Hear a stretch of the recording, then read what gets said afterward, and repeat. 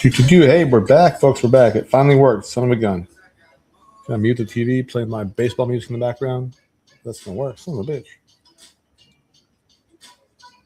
Well, that's not important. Hang on. Let me go turn off the TV so I don't hear some music that's probably copyrighted in the background. 1 second.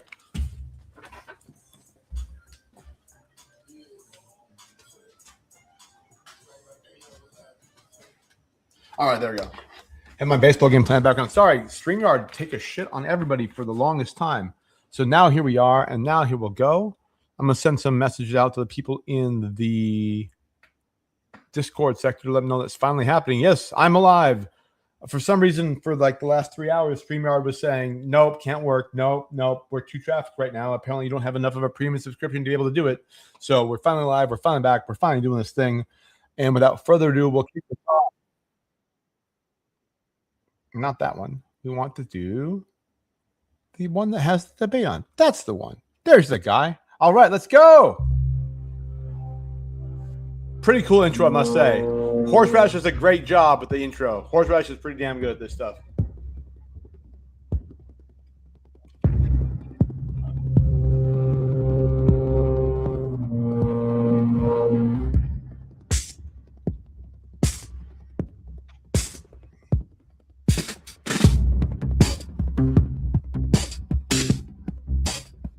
Wait, no. Ah, shit. No, wrong one. Son of a bitch. Oh, my God. After all that, I loaded the wrong fucking video. I'm so fucking terrible at this. 1 second. He loaded another one today. Son of a bitch. I mean, the tipping culture. I'm so dumb. There it is. Sorry. Found it. All right. Yeah. Found the right one. Watch me boomer the whole goddamn thing. How about we try this one, which is actually a debate topic? I know. I'm glad I'm here for the lulz at least. Good faith rhetoric, not just farm gotchas and dunks. We use structure to cultivate conversations where you have to stop and this is the right one. Even if it is just to find the flaws in what they are saying. Please check your weapons at the door, take notes, and attack the belief, not the believer. After each debate, there will be a free link to where you can go to vote on which side you believe made the most compelling case. So I rest my case. Good intro. Good intro votes. regardless, This right? is the DMZ. It's fucking pretty good graphics. I'm here for that.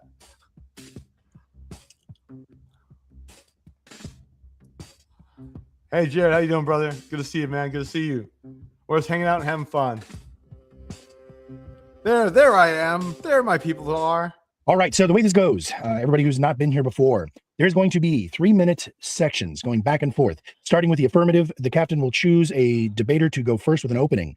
Then the opposite team will choose another debater on their team to cross-examine or rebut the first debater. Then they are going to go do their opening themselves, and then the other team will choose somebody to cross-examine, rebut, and back and forth until everybody is gone. Now, in the course of that, every single debater will have debated 2 of the people on the other side of the fence. The final round, or the main area of this is going to be the championship rounds, where every 2 debaters who have not faced each other yet will now get locked in the middle for 10 minutes apiece, and they will go back and forth in an open forum format. After that, each of the debaters will also get 3-minute closes in the same order that they went earlier. And during that, we're going to ask you guys to go ahead and send in and submit any questions. Now, hopefully I'm going to have some questions myself, but I'm really going to rely on you guys. We don't have judges around for these anymore. So I'm hoping that you guys will have some questions for them or some ideas or some points. In which case you throw a couple bucks in the tip jar and we'll throw the questions to them while you guys are doing your votes at the end. So with that said, we're going to go ahead and kick this off. First things first, Mr. Testicle Johnsons, who is going to be the first debater on the affirmative team? So the first champion that we have chosen is Groofus. Rufus. All right, Groofus. If you, sir, be so kind, 3 minutes is going to go on the clock. Uninterrupted opening. I'll start the clock when you start to talk. What I want to talk about tonight, what I care about tonight, is human flourishing, not wages and not convenience. The deeper question of whether a society is structured in a way that lets people live well. Right. And tipping culture survives by manipulation. It blurs the line between compensation and gratitude, between obligation and voluntarism, between a price and a gift. And it depends on most people never noticing the blur is happening to them. By flourishing, I don't just mean happiness. I mean the development and exercise of the virtues that make a life go well. And one condition for that is being able to trust that things are what they are presented as. A gift that's actually an obligation. A price that's actually a guilt tax. That's not a quirky cultural habit. That's manipulation dressed up as etiquette. By manipulation, I mean a system that depends on people responding to expectations that function as obligations while being described as voluntary. When was the last time you tipped less than 18 to 20% and actually felt like you had a choice? Most people a long time ago, and that's the system working as designed. Tipping calls itself gratitude. For most people, it's a guilt tax. You're not being asked to give, you're being manipulated into paying and being called generous for it.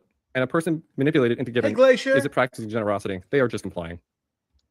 This was such a weird argument from the beginning that somehow there's some like mind control, Big Brother, like say that 2 + 2 is 6 thing that like you're being like somehow psychologically manipulated to tip. Like when was the last time you tipped 18 to 20%? Or less than that. Probably the last time I went to Starbucks. No offense, baristas. You make more an hour than most people do. So this was a weird argument to me. The same manipulation runs the other way. Tipping tells the worker the same story. Work hard and you'll be rewarded. But tip totals are shared by things that have nothing to do with the quality of work. The worker is sold the same lie the customer is sold, that it is merit. It isn't. It's a system that's stopped being honest about what it is, what it measures, and whether the worker absorbs that dishonesty every shift, unable to plan, unable to rely on their own competence. No one designed this necessarily maliciously, but a manipulation. That's okay. This might not help. Maybe when we start making arguments, it'll help. But for now, just sit back and relax. If you have any cannabis or alcohol, imbibe and be happy. Doesn't need a mastermind to still be one. It needs people on both ends who stop noticing. My opponents may talk about incentives and wages tonight, but I'm here to talk about something more basic. Yeah, we don't. Whether a flourishing society should let a wage disguise itself as a gift and call it a transaction. I don't believe it should. I yield the rest of my time. All right. And Lethe, who is going to cross-examine Grufus? It's going to be me. All right. Lethe goes in hard. Let's go, Lethe. All right. 3 minutes is going to go on the clock now for you. You know how to use it. Sad face. Sad face. I don't think they have DoorDash for that. If they did, I'd suggest it, but This time, cross-examine. Go get him, set up Lethe. arguments. I'll start the clock when you start to talk, sir. So, Grufus, I need to know who has the yacht pointed at your head telling you that you have to tip 18%. Sorry, no, who has the what pointed at your head? he said The yacht. yacht, the cat, the Yacht. blick. Oh, Glock. The Glock. I thought he said yacht. I thought it was a very funny joke at first. When I actually was debating this, I thought he said yacht. I thought he said, who has the yacht? Like YACHT pointing at your head. I thought it was funny, but he meant Glock. My bad. Still funny, but like not quite the same funniness I thought it was. Oh, okay. No one's actually like physically coercing you, right? No one's actually physically coercing you, but that's not really the point we on the app are making here today. So you're telling me that we don't have the personal agency to not tip. Is that what you're telling me? No, we have the personal agency to not tip. The difference, however, is you have some sort of social institution, social function, right? That moves it from an individual choice to a choice that is essentially made collectively for you instead. So how is it the responsibility of the end user for a system they have no control over to try and buck a system they could not even change with a general strike? You can. Sorry, what was the first part of that question? I got the general. How is it the responsibility of the end user for a system when they have no control to try and buck a system they couldn't even begin to change with a strike? Because it's much like in the way to bring up that one turtle analogy, you should send that turtle back into the sea, even if there's. To bring up that one turtle analogy, yeah, because everybody knows the turtle analogy. I've been to lots of schools. I don't know what the fuck turtle analogy he's talking about. Thousands of turtles, you're still making a difference within it and still having positive influence on society, even if you yourself you're not going to. It's the same analogy my dad used to tell me when I was a kid. I had no idea what it meant. He's like, that's what the one lady who peed in the sea said. I was like, what? And she's like, every little bit makes a difference. I have no idea. Yeah, exactly. What turtle analogy? Like the Yertle turtle analogy or what? So my dad used to say this thing to me. I would like do something really small, and he'd be like, well, that's what the lady said who peed in the sea. I'd be like, what is that? He'd be like, well, every little bit helps. I guess the lady was trying to like turn the sea into urine.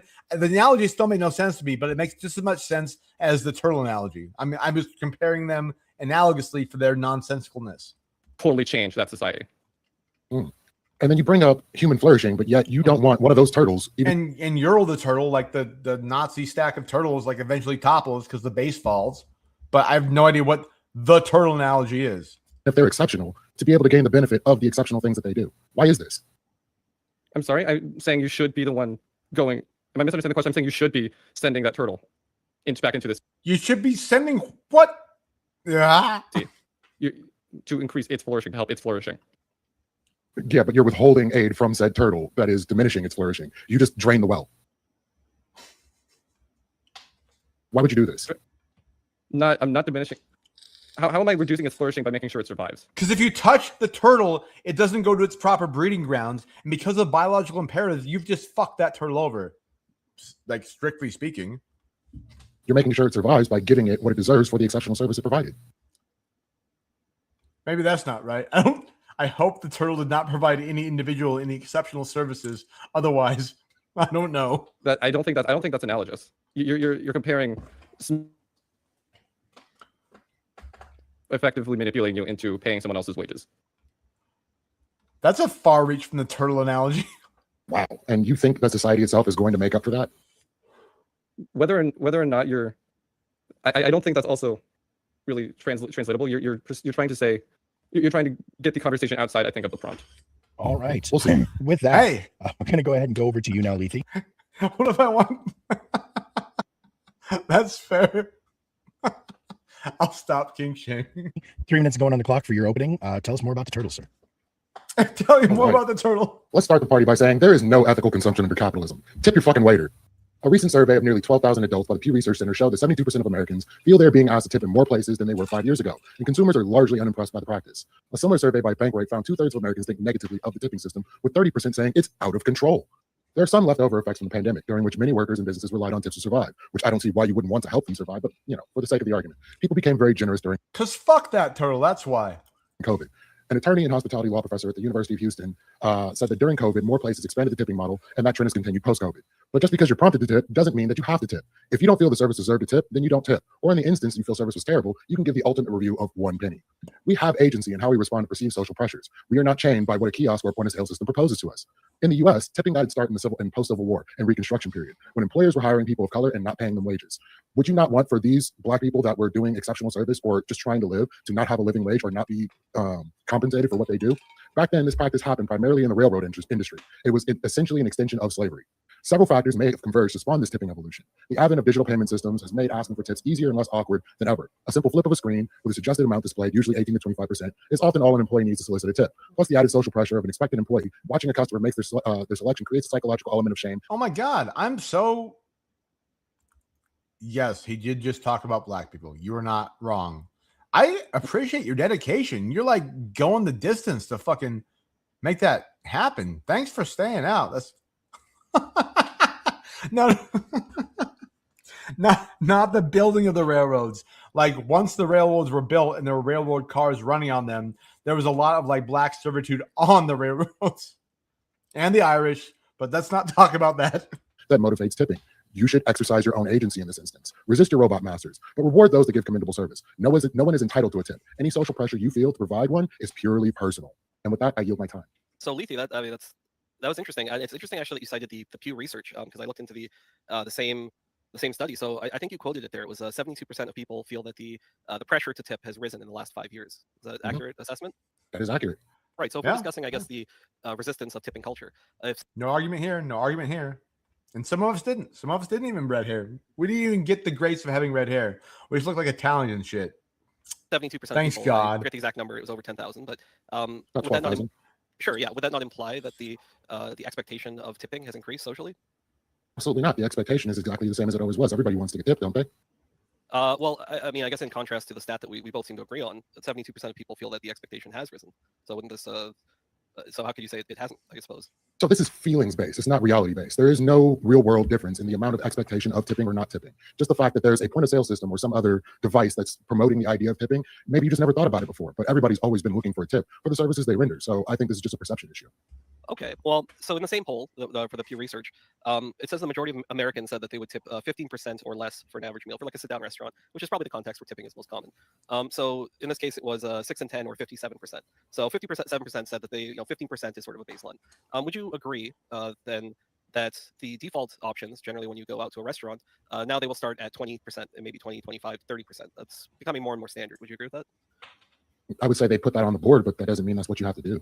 I agree. And as you mentioned, people have free will. But if you were presented with this, the handheld device, it's time to pay, and those are your options, you would have to select other, and then you can, I believe, either do a dollar amount or a percentage amount.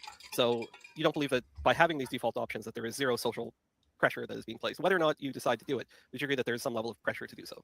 Crazy as it is, Tasty, I have this exact issue where I go and I always hit other and I give them exactly what I want to give them, even if that's zero. Social pressure does not force or impose anything upon anyone. Now, we may have the issue where discretionary income has decreased, and maybe now we feel like we need to give people more, but that's just the reality of what capitalism has done to us. Sure. I'm almost out of time here. I will say as just a closing thought, I would agree with you in a technical sense that tipping is optional. I believe that there is a massive social pressure, which even though you're unwilling to quite bite that bullet, even with the unethical consumption of capitalism, I think that you are Because underplaying, there's no bullet to bite there. the impact or severity of that social pressure over time. There wasn't really a question there, Lethy, but since you are welcome to answer the question if you have one. Yeah, so absolutely. Like, I think if people are giving exceptional service, it should be something that you want to do to tip. Right. If you feel you were being pressured to tip, that's all the more reason not to tip in the first place. Don't incentivize a system that is bullying you. Like, definitely don't do that. All So right, that's what I would answer to that. Yep. All right. Now we're going to go ahead and go to your opening there, Testes. 3 minutes is on the clock. I'll start it up when you start to talk. Oh, let's go. Sure, I'll start off with my opening just on that very last point. If you are being bullied or feeling pressured, that sounds like something that you might want to resist, but maybe that's just me. So Is that the culture, or is that the thing you're making out to be? But whatever. That's the affirmative. When we say the tipping culture should be resisted, I want to just be super clear, and nobody has said this. I'm just kind of getting out ahead of it. We're not saying that the service workers are the problem here, and we're not saying that people should go out and just stop tipping, right? I think that hopefully we'd all agree that that would have some negative consequences, negative effects. So I would agree. What tipping is intended for is giving a little bit of extra money for genuine gratuity, for genuine good service. So it's no longer just a small thank you. It's no longer just, hey, you did a good job, here's a tip. In America, it has become a built-in expectation where the customer is pressured to pay the worker's income and subsidize it, while the worker is pressured to perform friendliness, patience, emotional control, and sometimes even deference. It's almost like they're just making them do a little song and dance, making them jump through these hoops because they understand that you're responsible for subsidizing. Well, that sounds pretty racist. So the tip screens are not just a personal annoyance. As Lethy cited, 72% of Americans say that tipping is expected in more places today than it was 5 years ago. So culture is not standing still. This is expanding, and this is one of the reasons it needs to be resisted. So historically, it kind of makes sense. If we're getting into a little bit more of a class hierarchy thing, just to briefly touch on it, what tipping was originally intended as was this is when somebody had a patronage, and they were essentially rewarding a servant. Lethy brought up the railroad example. So I don't think that was good. I don't think that's necessarily a good system. However, looking into that context, it became massively more popular after the Civil War. And this was attached to service industries where employers could underpay their workers and shift the wage burden onto the customers. So just as a very quick statistic here. So federally, tipped workers can be paid a direct cash wage of only $2.13 an hour. The customer's tips count towards the rest of the wage. This is literally you are subsidizing your server's wages. This responsibility has now been placed onto the consumer. So even though they're legally required to reach the minimum wage, the employer would have to make up that shortfall if they don't hit their tip minimum. This is exactly the point. There's an overlap in the law that is forcing customers to now subsidize wages for the employees. Excuse me. So there's a deeper problem here. So tipping puts part of the worker's income in the hands of the customer's mood. It's now at the customer's whim. They could provide excellent. But he's contradicted that. He just said that as long as the employer, not as long as the tips fall short of what the minimum feasible wage would be, the employer's meant to make up for that. So by that same rationale, the customer is not on the hook for the employer's wage. If they don't compensate them up to the bare minimum, at that point in time, the employer compensates the rest. So this argument is nonsensical on its face. Service and receive zero tip, or they could provide poor service and due to social obligation, receive a tip that is undeserved. The issue is not whether kindness should exist or if it shouldn't. The issue is whether we should accept a culture where wages become favors, where businesses rely on social pressure. But as he already admitted, wages aren't favors. If you don't get a tip up to the normal minimum wage, your wages are compensated by the employer. The question is, who is paying the wage? And where workers have to smile just so that they can pay rent. That's what we should resist. Okay. And Lethy, who's going to cross-examine testicles? Our man Loodle. All right. Oh, Let's get over there. let's go. We're good? Yep. Yeah, There you go. Three minutes is on the clock for you, Loodle. Go ahead and cross-examine as you see fit, sir. Perfect. So let's start with one of the last things you said, that the tipping economy, as you put it, puts the duty to subsidize workers in the hands of the employers of those workers. How is that not the same as every other? I may have misspoke. At least what I intended or thought I said was that you are putting the onus onto the customers to subsidize the wage of the employees. If I did say employers in that instance, Oh, you're fine. No, you're fine. No, I'll grant that. No worries, no worries. So then, but you also said right before that if the tips the employee earns don't add up to the standard minimum wage, the employer compensates them, right? That's correct. Up to the state minimum wage, if I recall. Yeah. Yeah, so up to the state. Yeah, that's accurate. So do you the FSLA, which legalized tipping for a less of a wage in America, right? It was in 1938. Do you have any idea why that was created? Not off the top of my head, no.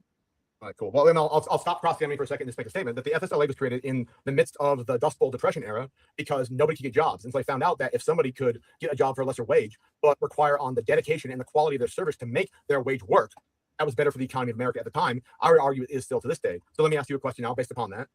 Is that if somebody excels, is an exceptional server, exceptional person who provides a service, should not an American be able to tip them, to thank them for their exceptional going out of the way for their service to them? Yeah, absolutely. I don't believe I spoke against not tipping altogether. So I think, yeah, if you receive exceptional service, I believe absolutely you, you know, as a show of gratitude, genuine gratitude, you should be. That's great. So, Yeah. let me spring on that for a second then and say then, so as we agree on that fundamental premise, I think, as we just both voiced, what is the difference between that and tipping culture in America? How would you differentiate those two things as it stands right now? I'm not trying to be a dick, but I think this is a pretty good cross-examination.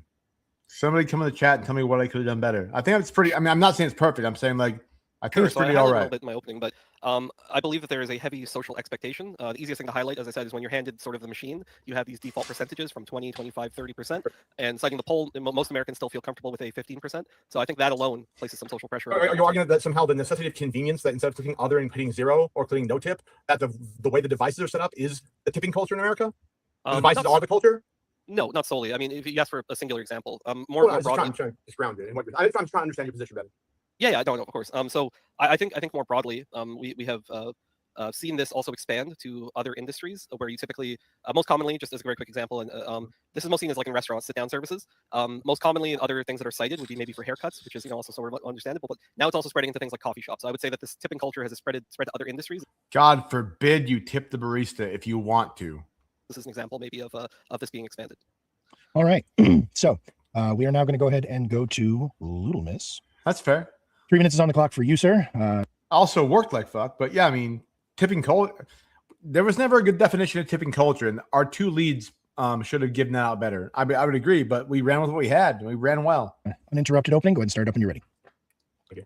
I think the fundamental thing we need to understand in today's debate with today's prompt is that tipping culture is the idea. And our opponents on the affirmative didn't define it. So let's give it a sense. And I asked some questions to get us there, but let's just get there all the way. So there's no more ambiguity going around. Here we go. Here's the first definition of tipping culture, Vidge. Okay.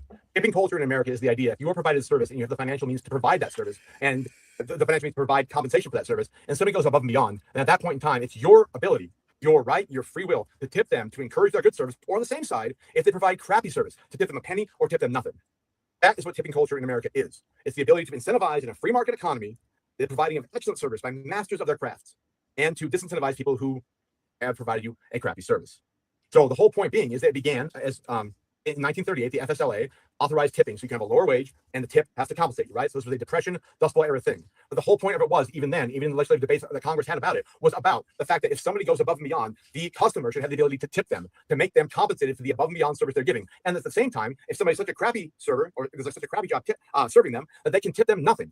And at that point in time, it's on the employer who employed the server to compensate them up to a minimum wage. Those ensures accountability, it ensures cohesion, it ensures the way that America is a free market economy, generally speaking, as well as to incentivize the above and beyond service from people who have means, those being served. Those who don't have means, the servers, are being equitably compensated. And also it encourages good performance and inhibits bad performance on the part of the server. At the same point in time, I'd go a step farther to say that the basic idea of tipping culture, right? Tipping culture is the culture in which you tip to incentivize excellent service, and you tip to de-incentivize, or you don't tip to de-incentivize bad service. It's the way things are meshed out. And so the whole, I think the whole device you get that has a pre-programmed thing is really red herring here, because as You're right. And I will admit that this last like probably 45 seconds of my stuff, I kind of ran out of material and was grasping at straws. So I could have done better prepping more material to cover my time. I covered their arguments. I was just kind of like fucking riffing right here. So this is not my brightest moment ever. I'll admit that out front. my opponent admitted, that the device is not tipping culture. Tipping culture is what underlies that. So whether or not it pre-programs 15%, people know how to hit no or zero or put in $1 or whatever they want to hit. So that somehow that a device could be could capture American tipping culture. I just want to reject that out front, and I think my team will do so as well, and say that a device does not designate culture. I have an Xbox, and that doesn't mean that I spend money in Microsoft points. That's actually pretty clever of me, looking back. Stand open for cross-examination. All right. And testicles, who's going to be doing that? Hey, I we're suppose ready, it'd be yo. Vigilante. Right? Yes. All right. Yes. How you doing, brother? Give me 1 second. Let me get there. Hello again. Hello again, good sir. Give me 1 second, gentlemen. I'm sorry. I got to do like math and shit. Yeah. So now Vidge is going to examine me. Let's go, Vidge. Let's fucking go. Yeah, you hat. I like your hat. All right, 3 minutes on the clock. Vigilante, cross-examine as you see fit, sir. Yeah, so you gave your definition of tipping culture, right? So do we not see on social media people shaming others for not tipping and when ordering food or going out to eat? Is that not part of tipping culture? I mean, I think the fundamental problem there is that people who are posting them ordering a meal and not tipping are opening themselves up to shame. So, like, I mean, if you just want to, Yeah, I mean, we also get the servers. We also get servers and DoorDashers and stuff posting the orders and the fact that they didn't get tips. But that's subjective. I mean, maybe the DoorDasher like put a dog turd in their food. Like, who knows why that happened, right? So I'm saying, like, the fact that there exists a social media outrage if somebody curates a video to post a certain kind of narrative, that goes for everything. I don't know how it's unique to the Yeah, argument. the whole point is that shame is part of the tipping culture, correct? No. You don't think people actively shaming people on social media is part of tipping culture? Okay, tipping culture, as I defined it, because nobody else had, is incentivizing good service and disincentivizing bad service. And so if somebody was a crappy service, provided crappy services to me, right? At that point in time, I should not tip them to make them hopefully do better for the next thing, because that's the industry they're in. And no amount of Yeah, that's the idealistic version of how tipping should work, but that's not how it actually works in reality. The reality is there's a shame behind not tipping.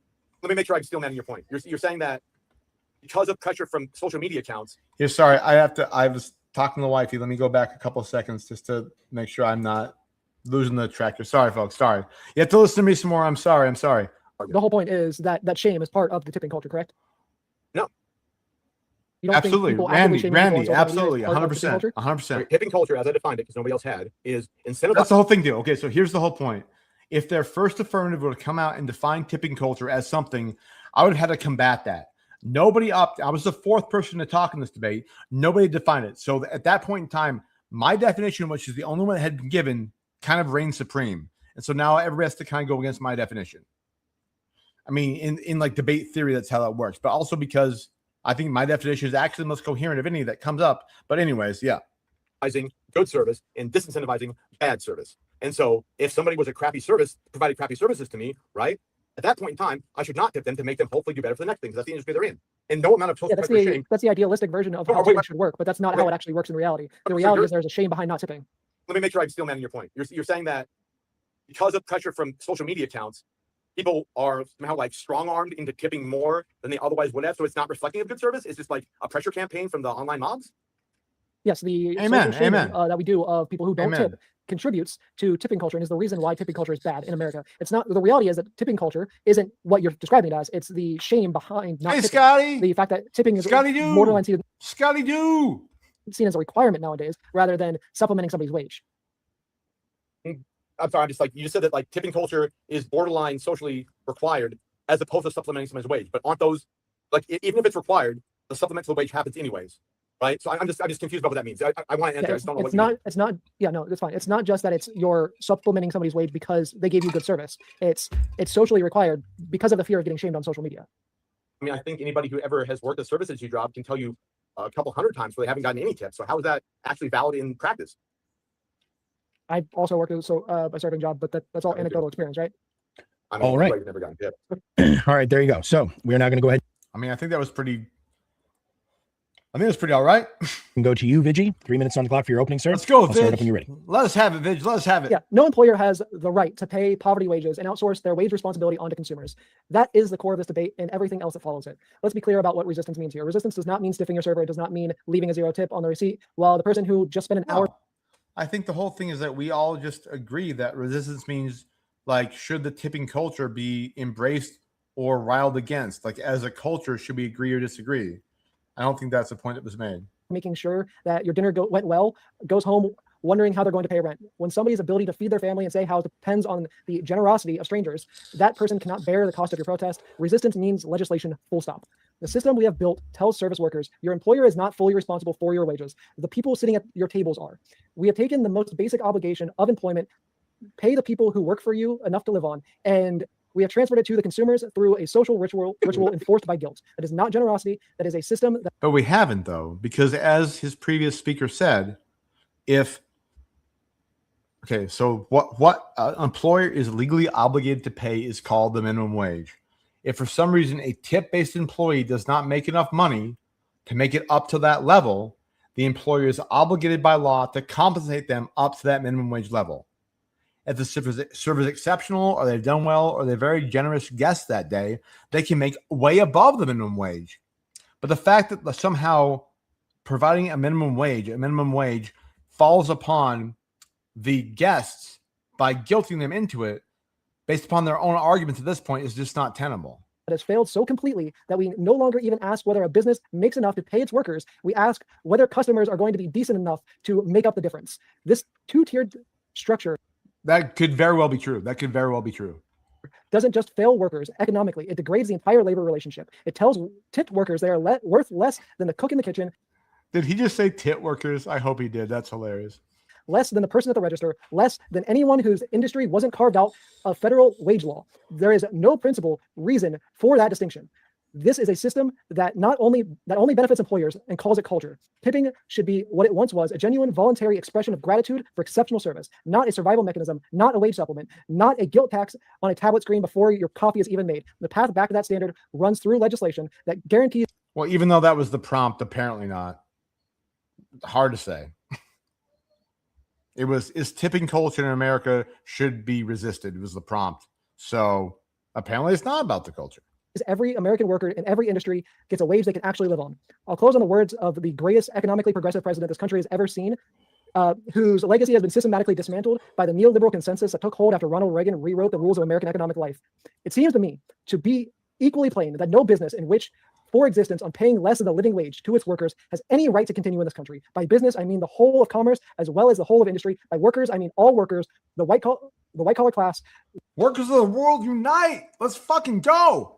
Well, as well as the men in overalls. And by living wage, I mean the bare sustenance level. I mean the wages of a decent living. This principle from FDR has not. You mean the minimum wage that all the other people have to all the tip service employers have to compensate you up to? Gotcha. The question before the audience is whether we are willing to act on it. All right. And if I'm keeping track, I do believe that Ghosty is going to be doing the cross-examination here. Ma'am, this is 3 minutes on the clock for you to control. You ask questions, poke holes, set up arguments. It's your time to control it. Let's go, Ghosty. Ghosty had some flops in this, and it's fine. Ghosty did a great job, but I'll critique it as it comes, as I see it. End of the day, though. So I'll start up when you start to talk. You are muted. Thank you. All right. So who typically makes more money, a cashier at a grocery store or a bartender? Typically speaking, the bartender. Right. And that's going to be because of tipping, correct? You're right, but we never defined a livable wage, though. If you would have defined a livable wage as opposed to what employers must provide, which was the definition you used, right? Which is by statute the minimum wage. I mean, it would have been a better argument, I think. And no offense, like it would have been a better argument if you come out like the living wage in the average of states is $12.50 an hour, and no minimum wage statute except in Seattle or in Washington State, in New York and California live up to that. Then we have to reject the minimum wage argument. Like that would have carried much more weight with the debate, I think. But since we kind of left it to be like whatever employers have to compensate to as the livable wage, and nobody defined livable wage, I think the definition thing or the lack of a definition kind of got there, Vidge, at least for the purpose of this debate. Correct. Yes, but it also depends on. Well, yeah, but what is that though? You didn't differentiate it from a minimum wage, and the federal statute that describes a minimum wage defines it as a living is enough for a person in a single income household to live on. No, you're right. I don't know. I'm conceding your point. I'm saying that's a very good point. But if it would have been fleshed out more, I would have had to deal with it more. I was able to kind of eschew it away because I didn't think it was fleshed out adequately. No, I agree exactly with what you're talking about as a matter of practical mathematics and practical economics. Absolutely. But it wasn't fleshed out enough by you or your team. So I was able to just kind of brush it away. If the bar's not very popular, then their wages are mostly going to come from their employer, and they're also not going to make as much as the person at the grocery store. Right. So Randy, so let me ask you then. So, okay. So let's just do a experiment here. So it says minimum wage is $15 in Illinois, right? And say a server gets hired and gets let's say they get $8 an hour. Let's say they're really good. They get $8 off the bat, right? If for some reason they don't make tips to make from that $8 to $15 gap, right? At that point in time, then the employer is required by law to compensate them up to that $15 minimum wage. That's what I was arguing, right? And also World Radio is right.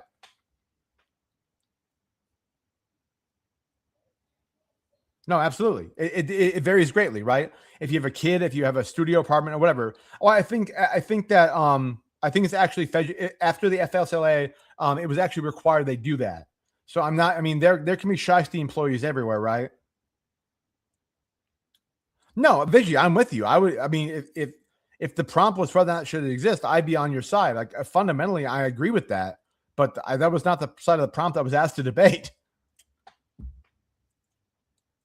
No, I'm with you on that. But the practical matters here is that I think there actually are federal laws that say that whether or not, not whether or not, like if somebody has a state minimum wage and they are a tip employee and they make below that in a given day, for all those hours they work that were below that threshold, the employer is required by law to compensate them up to that minimum threshold. And if the employer doesn't, I mean, there might be some shiesty employees out there that find a way to do it or pay people on their table or hire illegal immigrants or hire like people who are of questionable character or whatever. And that's an employer problem, right? But the federal law says that you have to compensate them up to that basic minimum wage level if they happen to make less money than that in any given shift or any given day. So I agree. I think I agree with everything that's said here, including my buddy Vidge here. Maybe. Typically, though, you can make a career out of being a bartender or a hairdresser or a waitress. Just to be honest, though, Vidge, I'll just say up front, you kind of own Ghosty in this one. No offense, Ghosty, if you're watching. Like Vidge, you owned in this exchange. More so than working at a grocery store and get paid more without even having a degree, right? Yeah, but do bartenders typically get paid the half minimum wage that servers do? I believe so, or womp womp womp. maybe. I believe generally speaking, Okay. bartenders get paid minimum wage plus tips. Okay, so Nope. even if they did get paid minimum wage, though, the tipping culture would still allow them to make a lot more money to the point where they can buy a house, make it. See, the distinction here is she's saying the ability for people to make tips allows that, not tipping culture. She kind of went off. So Vidge's point here is correct, I believe, right? Is that bartenders make minimum wage or more than minimum wage and also get tips. A server gets less than minimum wage and also make tips. That's not fair. That's not equitable. I get it. But Ghosty here, at least on this point, doesn't seem to quite know what was going on. Oh, so are you saying that kind of I threw the whole like rock in the shoe? Is that what you're saying, Vidge? Yeah, I think both Ghosty and Lethe or Kai, I call him Kai, would have probably had big issues with these questions, and as Ghosty does. So I'm sorry I was a thorn in your side, brother. Literally their career and sometimes only work weekends. So they're working less hours than at a grocery store, but making more money because of tipping culture. Yeah, Do you the disagree? reason why that works with certain jobs is like bartenders, baristas, and stuff like that, right? Is because they get paid minimum wage plus tips. So tips are actually a supplemental income. They don't get their income cut in half like with what servers do. So without tipping culture, we would basically be making bartenders really not be able to bartend and have a livable wage because That doesn't even make sense. most of them only work on weekends, and they would. I think most bartenders, I bartended. I think you bartended, Vidge. I think some people in the chat bartended. Like we work most days of the week. We just make more money on the weekends. be making. We're not saying that we should get rid of tipping in general or people shouldn't tip. We're saying that we need to get rid of the tipping culture that incentivizes people to only tip. And where tipping is the primary source of people's wage. The problem with tipping culture is the fact that with like DoorDash drivers or servers, things like that, the primary source of your wage is the tips that you get. It's not the actual base pay, unless you're in California or New York, who have actually done what we're talking about and gotten rid of these things. Right. And require for companies to actually pay the a decent wage up front, and then they get. Well, I mean, so to be fair though, Vidge, to be fair, is like they just waged the minimum wage to try to reflect what a living wage would be, right? Like people still get tips and don't get tips in, but there's no. So I think the point you're trying to make, Vidge, here is that the minimum wage for server and bartender are not different. Like the bartender's minimum wage is the same as a server's minimum wage. There's no like you get half wages as a minimum and then tips only if you're a server. I believe that's the point you're making. Yeah. So specifically, the reason why this works with bartenders, right, is because they generally speaking get paid an actual wage on top of the tips. So the average bartender in the U.S. makes about $16 an hour. So because of the fact that they get the I never got actual no wage 16. plus tips is what makes it where they can actually make a life off of being a bartender. That's the difference here. Not the fact that they. Gotcha. No, that's fair. That's fair. I was making sure I was making sure I was understanding you. I appreciate it, brother. That's good. Yeah. tipping in general is a thing. It's the fact that servers specifically, DoorDash drivers and other gig workers and stuff, don't get an actual living wage unless you're outside in California or New York. Oh, there's the gig worker part. Okay, cool. There are a couple other states, I think, where it's the base wage plus tips. That system is fine. It's specifically the issue with tipping culture is the fact that we allow a lot of different things like gig work and servers to specifically basically cuck the workers and say all of your income comes from the consumer. That's the problem with it. So the cool thing about that you did really well is that, and that she didn't do quite well, is that I'll deal with you in 1 second, World Video, is that you were asking for her examination of you. You were asking questions of her for over 2 minutes of it, and she never had a problem with that, and you did well driving that home. So that was a very dominant cross-examination, or a response to a cross-examination on your part. That was very good, Vidge. Like I have, other than some of the logistics of the arguments and framing it a little bit differently, as opposed to like getting the gig worker thing out earlier, like I have no criticism with it at all. Okay. World Radio says, and servers versus bartenders, while they both have crossover in customers, typically servers, majority customers can differ greatly. And bartender, yep. Yes, it is. A bartender's lunch special versus Friday, Saturday cocktail hour. Exactly.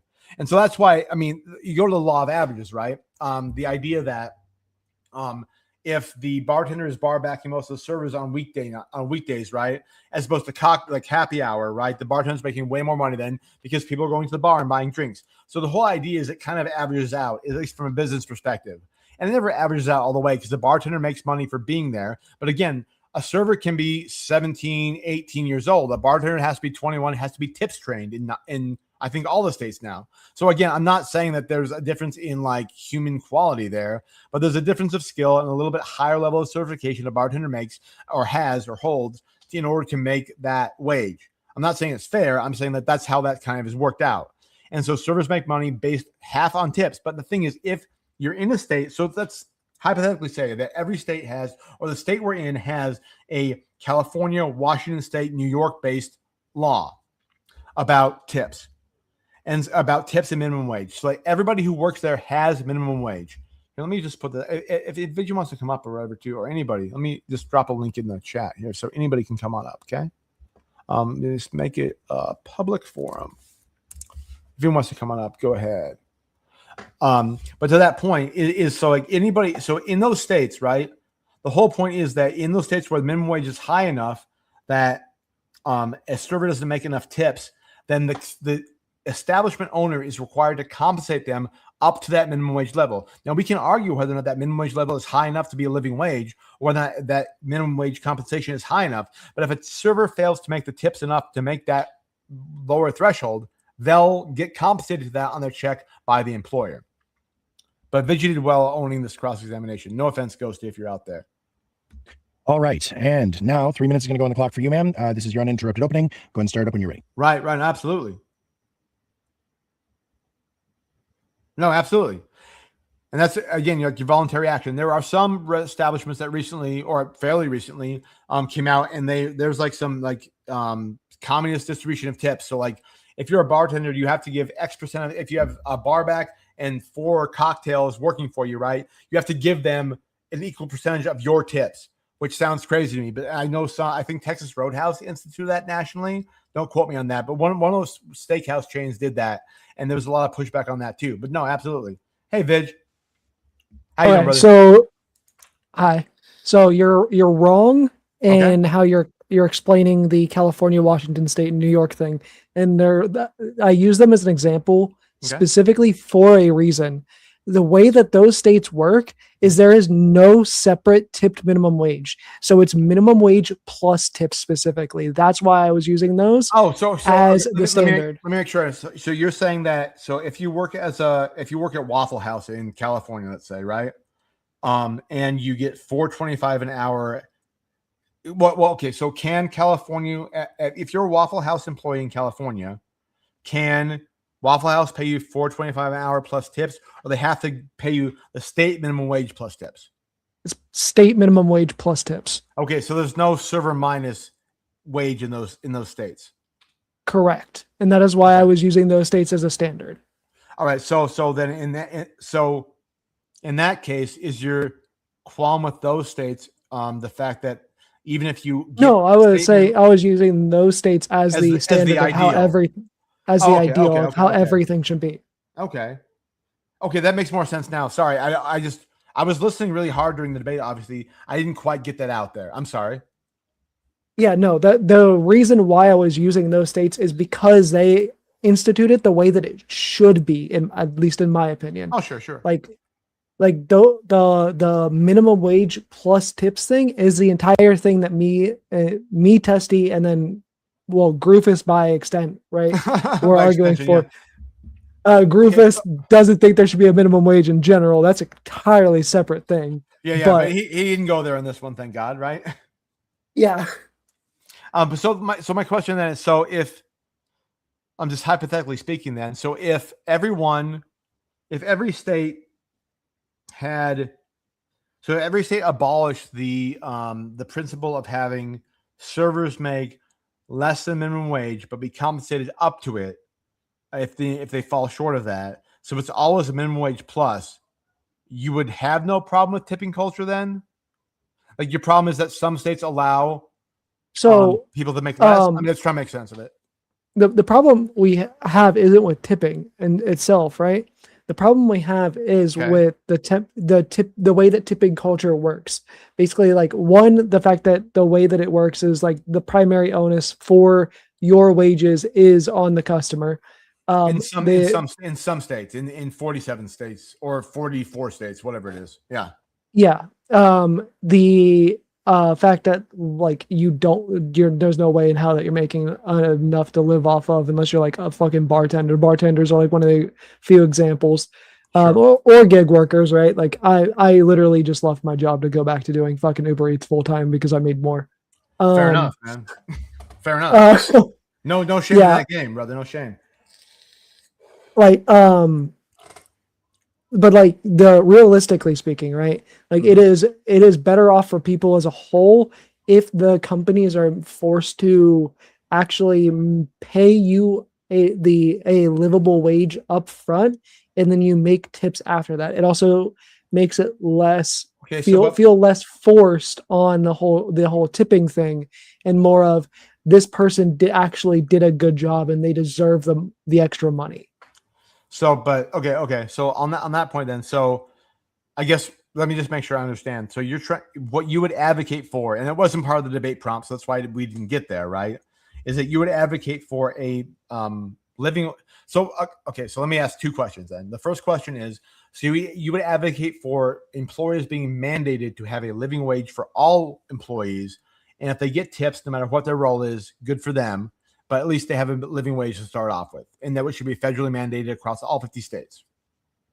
Yes. Okay. And I imagine you would, as a reasonable person, which I know you are, would say that then that what that living wage is should be indexed to the cost of living in any given state. Yes. Okay, cool. All right. So the absolute bare minimum being based off of the research that we did, the research that I pulled for your sister the other day, right? Oh yeah. Good girl, that one. Yeah, the lowest state in the country, a livable wage is $37,000 a year. So that would be like what, $18 an hour, almost $20 an hour. Depends on how much you're working, but like between 16 and 20, yeah. Yeah, well, here's the thing too, right? Is like, so for me, and just my own experience, and again, this is not even the plural of anecdote, which is evidence. It's none of the above, right? It's so when I started working when I was in college in Wyoming, right? I worked graveyard shifts. I got $1.25 an hour, and I was guaranteed to get $4.25 an hour if I got no tips, which frequently I did because I was in a dead end nowhere fucking town in Wyoming. And I was lucky to get two pervy truck drivers in there trying to grab my ass a night. You know what I mean? And so, like, I usually made $4.25 an hour, which was 10 cents more than Wyoming's minimum wage at that point in time. So, but I think the point I'm trying to make is that, so this would require, and again, this is the practical side. It wasn't part of the debate, but this would require a reworking of the system to not only have minimum wage. So let me try to like steelman your point. So, like, you think minimum wage should be gone away with entirely, and that living wage should be established, and that service industry jobs should have a living wage plus the option of tips. Well, the whole purpose of the minimum wage in the first place was supposed to be a living wage. Well, it was, but it didn't really index, long but it time. didn't index, but it never indexed to inflation because everybody said fuck the poor people, right? Yeah, FDR didn't set it up properly whenever he created it. He set very few things up properly, in my humble opinion. But yes. Okay. Cool. So yeah, no, and I just think for the purpose of the prompt, I disagree with it just because like tipping, my understanding of the prompt, and I gave it out before in the debate, right, is that so let me put it this way, and I don't want to relitigate everything, but since I have you here, is so tipping culture in the way I defined it, and apparently everyone was late in the game except for me, and you tried to bring it back. I'm not gonna lie, you did a good job trying to bring it back. Was the idea is if you do an above and beyond service, you should be compensated for that. So I can say that tipping culture can exist in America with a living wage across the board. Fine, grant you that. And tipping culture should still exist because tipping culture, the way we, i.e. I defined it, is you do a good job, you get something above and beyond. You do a shitty job, you get nothing, or you get castigated by a very small tip for your failings. So I think that my idea of tipping culture can exist both in your environment and in the one that currently exists, even if the one that currently exists is shittier for the workers. I would say like my environment would create the environment where your definition would be ideal. Of course, I would agree. I if we can combine both our environments together, it'd be ideal. I agree. But I don't think my definition fails because the reality is less than ideal at the moment. I mean, I know a lot of people, including myself, that won't like leave like a 0 tip because of the way the tipping works. No, I would never either because I fucked over so many times. I would never do that either, right? Yeah, and that is part of fundamentally part of how tipping culture in America actually works. But not the way I defined it. Not the way you defined it, but the way that it actually works. Well, so like, okay, well, so tipping. So maybe there's a difference between like tipping culture and tipping reality. I think what you're defining is more like what I call like tipping reality at the moment, as opposed to because the culture has evolved. We all agree that it's evolved over the time frame, right? But I think like if one were to distill what a culture is, it's kind of like not only the ideals but the practices, and there may be dips and dives in it, right, and highs and lows. But tipping culture, and as you said before just now, is that ideally like tipping culture would be everybody gets a living wage, and then if they do great, you tip them more than that, right? Well, I would say that would like doing what we're talking about would fundamentally change what tipping culture is. So, but if I define tipping culture as like I did in the debate, is if somebody is really good, you give them extra. If somebody doesn't do bad, you give them less. Like that premise doesn't change. So even if they're an oppressed worker and they're not making that much, but they do a great job, you give them more. Like that paradigm of they do an exceptional job, you give them extra. They do a bad job, you give them 0. Like that paradigm, which is what I'm calling the culture, doesn't change. The only thing that changes is the bottom line of how much that affects them. And that's more of a governmental or employer problem than a cultural problem. I mean, for the purposes of the debate, since I think you're actually the only one that defined it. Yeah, I am. But I would say that the employer and governmental problem is part of the culture, because it is what created the culture as it rests currently. I mean, sure, you're not wrong with that, but I'm trying to differentiate those things because, like, when the definitions that you all offered were like the social pressure and people individually acting and yada yada, right? Like the government kind of exited out of it from.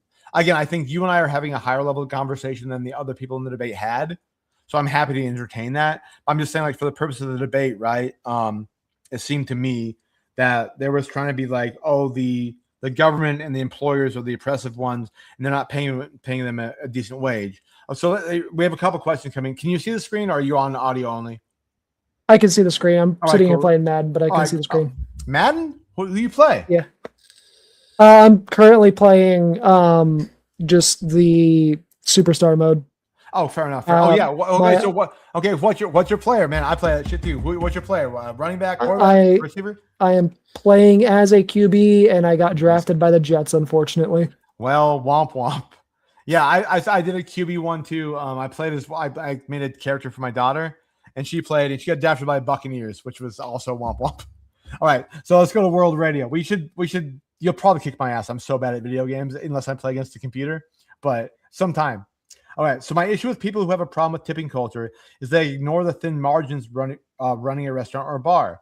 Food and alcohol prices versus higher wage Canada's reduced workforce. So that's a problem that we never got to because it wasn't really a pragmatic question, right? So if you're in a state like, and this was something that happened with, I think the service industry in California and Uber drivers, is that when Uber was brought into the collective bargaining side and was forced to pay the same minimum wage as everybody else there, like Uber had to drastically reduce its workforce and lay off people because they couldn't afford to pay that many people. So let's take it out of the Uber category into a bar. If you run a mom and pop bar and you are in, let's say you're in Wisconsin, and Wisconsin adopts the living wage standards of California all of a sudden.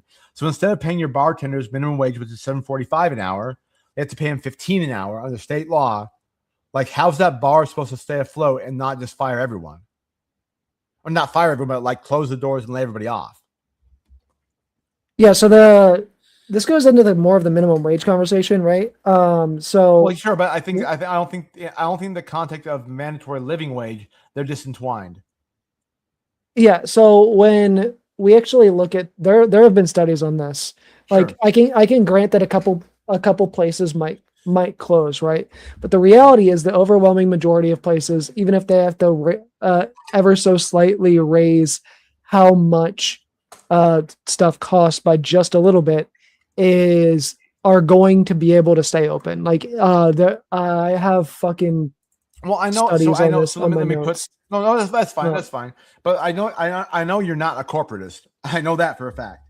So, but like, so what happens for like mom and pop places? You don't have they have one location to go, and they have to they have to provide the same minimum wage as Buffalo Wild Wings or Twin Peaks or Hooters does, right? But Hooters also has locations that are. I would agree with that. Yeah. Or Red is coming after you. But to make the argument real quick is, so say there are restaurants like Twin Peaks or Hooters or Buffalo Wild Wings that have franchises that are in states that have not enacted such laws. So they can absorb the loss or the less profit margin in the states which they have minimum wage laws. But the mom and pops whose only location is in Madison, Wisconsin, and the minimum wage used to be $7 an hour, and now it's $15, which is almost a doubling in their wage payout to every employee who still makes tips. Like, how are those people supposed to stay open at that point in time? And the studies are what they are. I'm just saying, like, if you're that mom and pop's restaurant and you're dealing with that on the daily, like, how would that work for you as the owner of that restaurant? Not on the grand, again, the grand scheme accounts for all kinds of variables. I'm like, in this particular instance, your mom and pop restaurant, minimum wage was $7.15. Now it's $15 for your servers and your bartender. So you even bumped your bartender from 12 to 15 now. Like, how do you compensate with that without raising prices substantially or closing your doors? So mom and pop shops, like, realistically, they can survive on paying these wages. Like, okay. I hate using anecdotal experience, but I like have. I mean, go ahead. People can agree or disagree, but go ahead. My family, my stepdad's family, runs a restaurant here in Ohio. They only have 2 locations. It would be a mom and pop restaurant, right? Sure. The way that they do their wages, the way that they have done their wages for a really long time, back when my mom was in college and my mom worked there, they pay $15 an hour. They probably pay more than $15 an hour now. And obviously, I'm in Ohio. But they did that of their own volition, though. They did that because they could afford that. They thought it was better for, like, they did that. Okay, so like we know that $15 is not the minimum wage in Ohio right now, right? We can agree on that, yeah. Yeah, and back whenever it was definitely not that. So like it was like $7.25 back then, or $6.25 depending on the year, yeah. And so the whole point. So I agree that your stepdad's restaurant has done a massive humanitarian service as well as find a way to compensate. I'm not saying it's not possible. I'm saying if you run your restaurant off a 2% margin and paying minimum wage to make it happen, and all of a sudden you have to bump that 3x, you're in trouble. And you're by your stepdad's and your mom being brought into that, like great business practices and being great humanitarians and great fucking people, especially in Ohio, which is rare, I will add. The fact that they've done that beforehand doesn't mean that the people who haven't done that won't be shafted. And if they were shiesty employers to begin with, let's just hypothetically say, it's better to have a shiesty employer that you've been with for 10 years than have no employment at all, following them closing because the state mandates what your stepfather so generously and humanitarianly did as a sense of morality. Well, it's his family, but I mean, oh, like, sorry, I didn't mean to like. Let's be real here. Like, if you're working for a shitty employer that doesn't pay you a livable wage, you're working multiple jobs in the first place. So well, yeah, I mean, not necessarily. If you're working for a $5.25 an hour job and you make $15 an hour in tips, that's livable. It's variable, but it's livable. I mean, yeah. So at the point, so say I'm a big busted young lady. I'm not, but say I was. I'm working at Twin Peaks in Dayton, let's say, right? And so like I say Twin Peaks pay me $5.25 an hour, but I got my boobies out. And so I make $7.50 an hour plus into but I say I make $15 an hour in tips because my tits are looking real good today, right? And so I'm making excess of $20 an hour, actual wages, right? So at that point in time, when the state comes in and says, now you have to pay me, the big titty waitress, $15 an hour, for whatever reason, that can't quite add up. And so Twin Peaks closes because that's all on the back end, not part of their tax, whatever structure happens that makes them do that. Like that seems like a real problem. I'm not saying this applies to like titty bars or not titty bars, but like Hooters or Twin Peaks. I'm saying that what if it applies to a pizza shop where the pizza, like where Papa Capitone can only pays $5.25 an hour, but we have a good local base. And so they tip me 50%. And so I'm making $20 an hour in tips, even though my minimum wage, and though I'm only making less than minimum wage in actual wages. Like in those circumstances, you'd have to say, and maybe they're a small number, and you can do studies on that, and that's fine.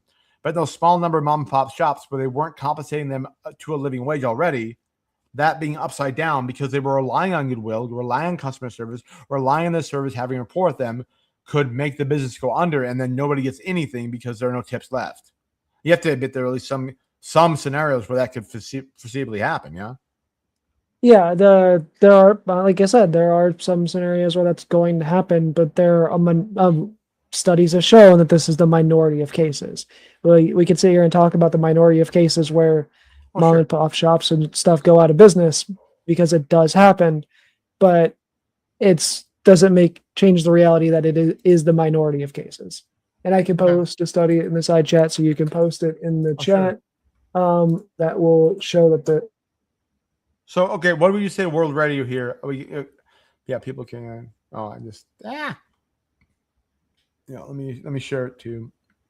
Eventually, at some point, we'll have to go back to the actual debate we're getting through. But let me share this real quick first. I think he's missing part of the conversation that we had earlier. Okay. So what? So I don't know. Here's the first part. I think world radio's been here for a good bit. Yeah, so this doesn't change my response. So we were there's when we first started talking about the livable wage part, we granted that the livable wage should be adjusted based off of state. Sure. Because the reality is, yes, that what I granted was that in your ideal world where that was federally mandated, it would still be adjusted. That's what I granted. Yeah, so like the absolute baseline, like the absolute federal minimum wage, or like absolute minimum wage federally would be Oklahoma, and it would be like I'll do the math real quick because I fucking You're fine. I think it was like 8 something, I think, or something like that. It's $37,000 a year. Is the baseline Divide by 52, livable divide by wage. 40. Yeah. 52 divided by 40, $17.78. Okay. Well, 79 cents. Sorry. Just say $17. Just say 18. Yeah, $18 an hour would be the minimum wage, the lowest minimum wage in the country, based off of the Right. livable wage standard, Yeah. and that would be in the state of Oklahoma. Right. And so, like, I mean, regardless of like practicality issues, right? Like, so can you do like, we can ask the AI maybe, right? Like I'll ask ChatGPT, what does a minimum wage earner, I suck at typing. Actually, I did really good. Surprise. In Oklahoma currently make. So Yes, again, well, we'll see. We'll see what, I mean, I'll just read you what it says. I'm not trying to make anything up. I'm pretty sure Oklahoma is one of the states that where it's low as fuck. the federal minimum, where it's the federal minimum wage Yeah. would be which is $7.25 an hour. Yep, 725. You're right. So the difference then, so then I'll ask ChatGPT then, what are the margins of profit for a standard non-franchise restaurant in Oklahoma? And the next question I'm going to ask it is, if we increase, so if it says 3 to 6%, okay? So I say then, if we were, and this is the AI, I mean, it can be wrong, make mistakes, whatever. If we were to increase the mandatory, or let's say the minimum, I'm not trying to load the question, min wage from $7.25 to $18 an hour in Oklahoma, what would that do to the profit margins of said establishments? Probably going to say they're going to have to raise the prices a little bit, but Well, I mean, I said what we do. Probably that we can't even. I mean, we'll see what it says. I have no idea what it says. I've never asked this. I've never asked it this before. It's thinking. It's searching. It's spinning wheel of death. Now it's going to come up with something here. So I agree there are other ways to compensate for this, but I'm just saying, like, on the numbers, I think what World Radio was saying has some validity in the aggregate. Okay, it's calculating wage effects. Thank you. Thank you for telling me what you're doing, AI. I think it's just like giving me middle finger and being like, wait on me, bitch. AI does that. I know. I'm just making fun of it. And it's still doing its thing. But I'm just trying. I mean, I think you have some valid points. I just think that actually, I'm not entirely sure. I think that it's maybe not as harsh as the side we argued would say. I also don't think it's as much of a soft, pushy pillow landing as you think it is. Oh no, I'm intentionally curbing language, to be completely honest. All right, fair enough. Well, I'm trying not to for this one because it's not a debate. So I'm trying not to. That's fair. That's fair though. Modifying effective payroll, it says now. Well, modeling effective payroll. I mean, I used the FDR quote that I did for a fucking reason. Oh, I agree. And I love you for it, buddy. You're a very good debater. You're very good rhetorically, and that's what I appreciate about you. Let's see if it comes up with something yet. It's so funny. My like ChatGPT window is called "All Trump Creepy Comments" because I was googling. There's a good bit of them. Now it's calculating wage effect and modeled affected payroll. Just give us a fucking okay. Well, I guess it's doing more than I wanted to do, but it'll come up with search. Now it's searching the web. Why didn't you search the web before, ChatGPT? What the hell? All right, okay. If Oklahoma suddenly raged, okay. Hypothetical scenario. So it says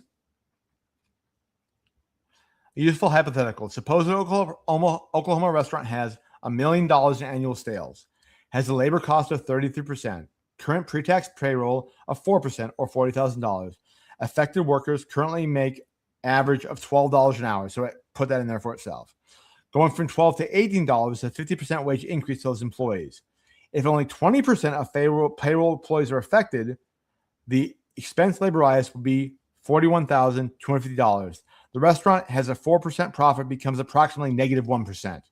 If 50% of payroll is affected, they become 82.5 or 82,500. The 4% margin becomes negative 4.25. If 75% of payroll employees are affected, labor expense becomes 123.75. The margin becomes roughly negative 8.4. So if 100% of payroll employees are affected by it, by a mandatory minimum wage, that would raise the margins to negative 12.4% for that restaurant that had a gross $1 million in sales and a profit margin of 4% under the model. So they would end up raising their prices by roughly 12%. Or they'd say, we can't do that. Go fuck yourselves and go under. I mean, it's up to each to their own, right? But I'm saying, like, if the mandatory wage that we're talking about happened, right, it would go from having a 4% profit margin, right, to a negative 12% profit margin instantly. Yeah, I mean, they're the easy solution is that they raise their prices by. And then customer 12%. service goes down, sales go down, tips go down. I mean, accordingly. I mean, again, everybody would have more money, so the people would also have more. I'm just significantly saying, like, more spending money, in a raw model, though, right? If we without any adjustments, and I think this is what World Radio was talking about, in a raw world, right? I know we don't live in a static world. I know we don't live in a static world. I know. It's also missing the reality of everybody else's wages will go up. All right. Well, then let me ask the next question then. So how much would prices have? Oh, you gotta go. I'm sorry. What was that? What'd you say, buddy? I said I'll be right back. All right, go ahead. How much price have to increase? All right, we'll make it simple. If the only thing they sold was an $8 hamburger to compensate.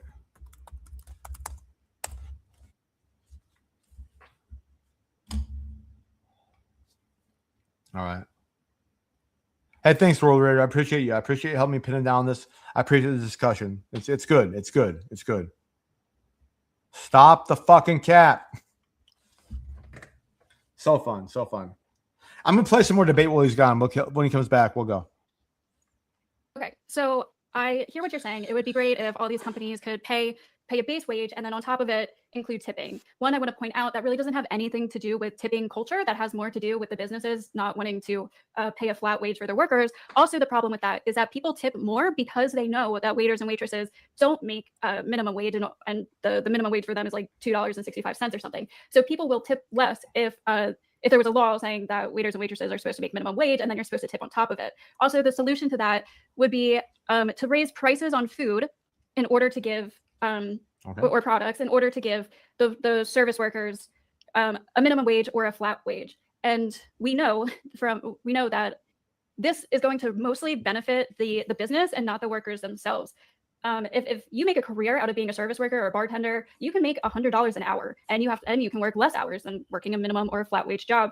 And this is really important for people who don't have degrees, which are usually people who go into these jobs. So if you can make a career out of your skill, this is when tipping culture is actually a really good thing. It incentivizes higher skilled workers, it incentivizes good work, and allows customers to reward and show appreciation for their work, especially in something with like hairdressing, where every hairstyle and haircut is going to be different and completely personalized. This also works with artists or somebody who works close with you, like a pet sitter or a babysitter, someone nannying your kids. Tipping culture allows these people to make a career out of their skill. The next biggest complaint I've heard against tipping culture is that companies are requesting tips for like non-service items. So like tipping Uber Eats, tipping a restaurant that you order Uber Eats from, tipping for fast food, tipping for an online purchase. And again, all of this is optional. No one's forcing you. And the good thing is, like, if you want to support that business and you have extra money, That's fair, War provide a Radio. tip. I That's think that's a fair. great thing. I think it incentivizes good service. Hold on, sorry, kind I'm of a back, long by thing. the I way. have a lot of time left. The people All right, complaining about good to tips see are you always the back. tippers, not the ones receiving tips. If you feel guilted into tipping, that's kind of a you problem. And lastly, Matt Walsh called tipping non-American, leading me to believe tipping culture is actually Because we all believe Matt Walsh about everything, don't we? extremely American. All right. And now, if I'm keeping track at home, I believe Rufus, you're going to be doing the cross examination here. Oh, there's a watch Griffiths cross, and we'll come back with the chat. If that's okay, Vigi. Yeah, that's fine. All right, cool. I'm changing 3 minutes on my the clock, and I'll start I opening love stage talk. You're changing your All right, eye. What you said raising the you're I'm changing your changing eye? my vape coil. That's why. Oh yeah, I just did the same thing recently. I got a fresh one now. It's tasting good and not so like burnt. Yeah, I feel you. base wage doesn't necessarily have much to do with tipping. So if every tipped worker had a great base wage tomorrow, would tipping culture itself, the guilt, the social pressure, the ambiguity about what's happening and what's being paid for, still be the problem in review, or would it disappear? Well, first of all, I don't think shaming people for not tipping specifically waiters and waitresses is a bad thing. It is, and maybe my team members disagree with. See, I think Griffith's argument here is like not the best argument. Like the whole shaming thing, I think we dispatched with that pretty well with the free will argument. So I think you, Vigi, have a much more concrete argument. So I think Griffith's cross here about in his opening too about shaming.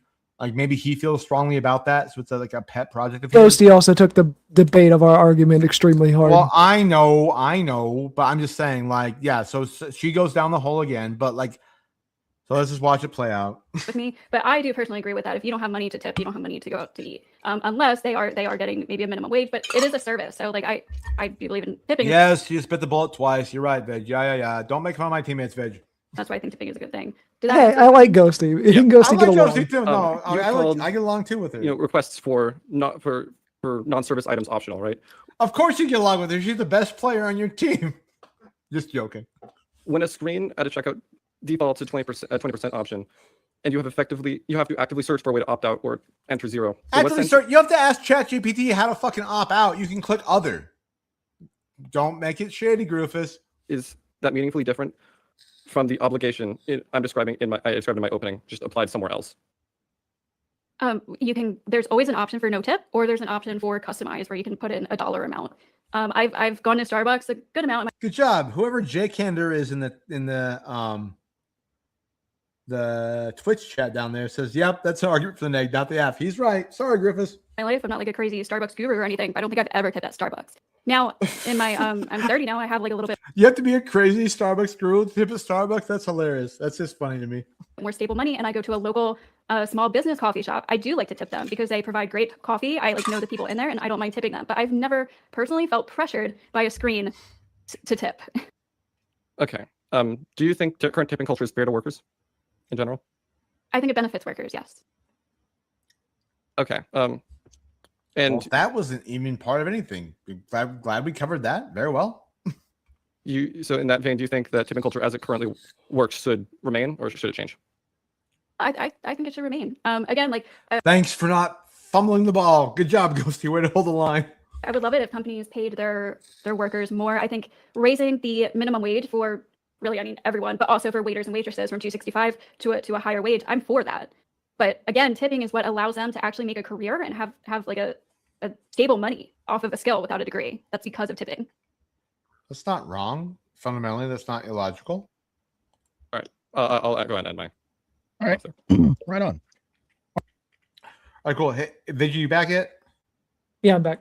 All right, cool. I'm gonna play this next. Wait, who's next? All right, so that concludes. I'm gonna use the little boys' room real quick, but let's see. Hour, I believe. Yeah. That was everybody. That was everybody's openings and cross examinations. So we're gonna go ahead and go into the championship rounds. Now, I'm trying to. If it's not you or me, I'm gonna use the little boys' room. If not, I'll wait a second. Put these into an order, but it looks to me like it's open. Oh, I know. Oh wait, no. You're talking about the championship rounds. I don't remember who was first. Yeah, I forget too. It's like fucking like all the streams are crossed. I don't even know. Like this is nice and convenient since it's already pulled up. Rufus, you're going to go ahead and stay up here. You and Loodle are going to start us off. I guess I should stay here. This is open forum conversation. You guys let me just pause it and use the bathroom real quick while we talk amongst ourselves. I just gotta go real quick. You can yell at the chat about whatever you want, Vig. All right. Everybody in the chat, yell at Vidge. Tell him what a communist son of a bitch he is.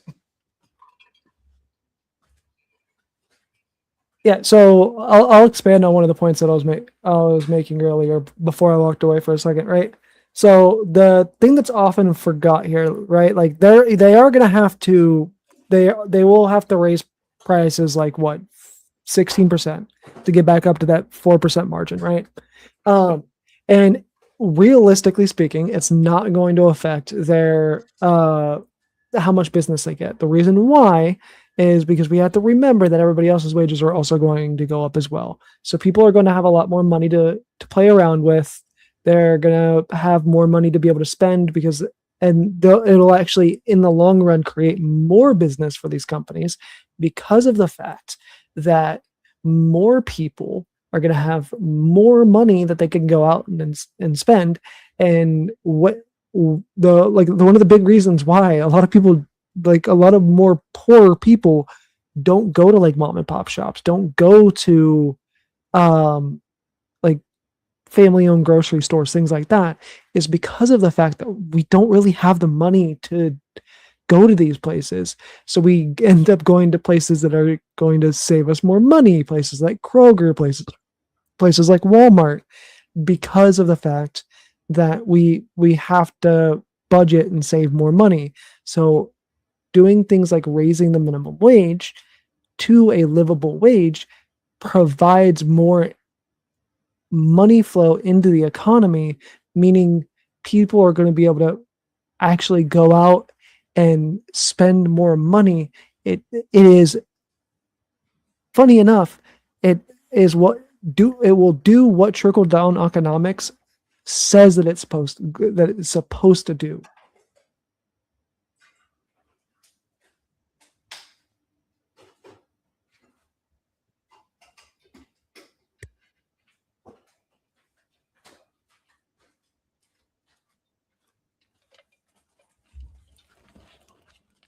Hey, bitch.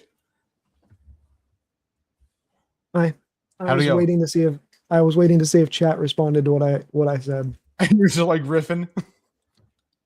I was explaining like what I was trying to explain earlier. The whole like people will have it won't affect as much as people think it will, because people will have more money to spend, ergo more money into the economy, ergo these people will actually be able to go to small businesses and stuff more that tend to cost more. Sure. And it will actually help these places in the long run. And that's like, yeah, we can talk inflation and stuff too with more money. So, okay. I get the argument. I grant that arguments out there. I'm not sure if it works quite the way you think it does. I think it's kind of a middle point between both and the way it actually pragmatically functions. But you're not wrong. I'm not saying that's bullshit at all. Let's watch this cross-examination. We'll see what happens, eh?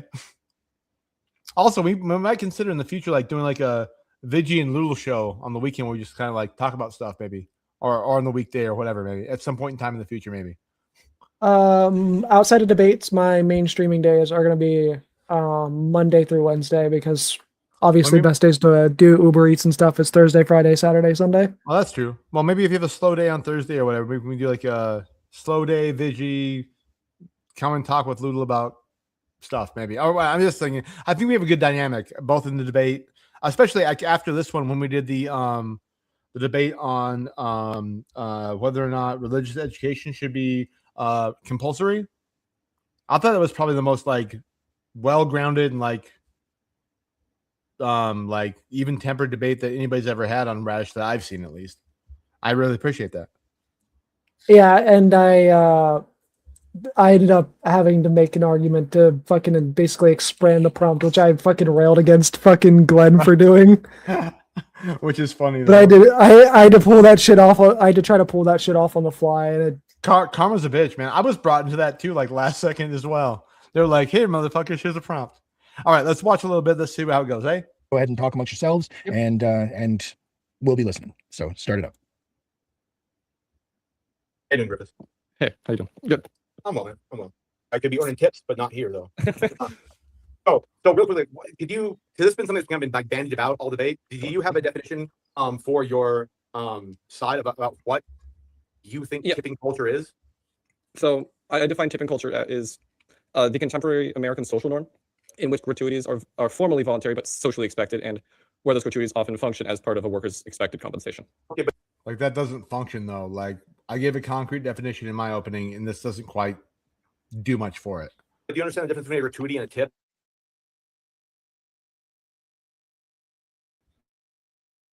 Okay, can I, would you mind if Yeah, I go ahead. I'm just being completely honest. So a gratuity is an automatic fee imposed upon the person. For example, if you want you want to rent a ballroom, right, for 30 minutes or for an hour and have 60 people there, right?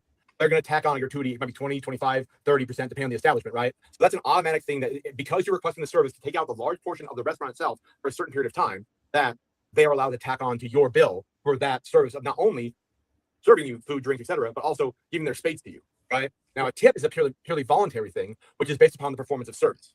It's not automatic. It's not mandatory. It's completely voluntary. You separate those two things? No, I see what you mean. I was just more so using them interchangeably because I couldn't really think of another system. But you were, but that's a problem. You can't use them interchangeably because they're legally distinguishable things. No, I don't blame you. I'm just saying this is for the sake of argument right now. Sure. Can we separate them? Because, for example, if I may, Europe, right? I know we're not talking about Europe, we're talking about America, but in Europe, right? So get a gratuity added on if there are a certain amount of people in your party just taking up space, right? But that's a gratuity, not a tip. In Europe, they don't tip you shit. They don't even get just a tip. Just for a second, just because it's fun. They don't even do that. Yeah. So a gratuity is something that if you're encumbering the business for a certain point of time and taking up their wait staff, right? The business needs to be compensated because they could be doing 20 other tables where your group is there, right? And so they need to have an extra bit on there to accommodate your party. That's a gratuity, right?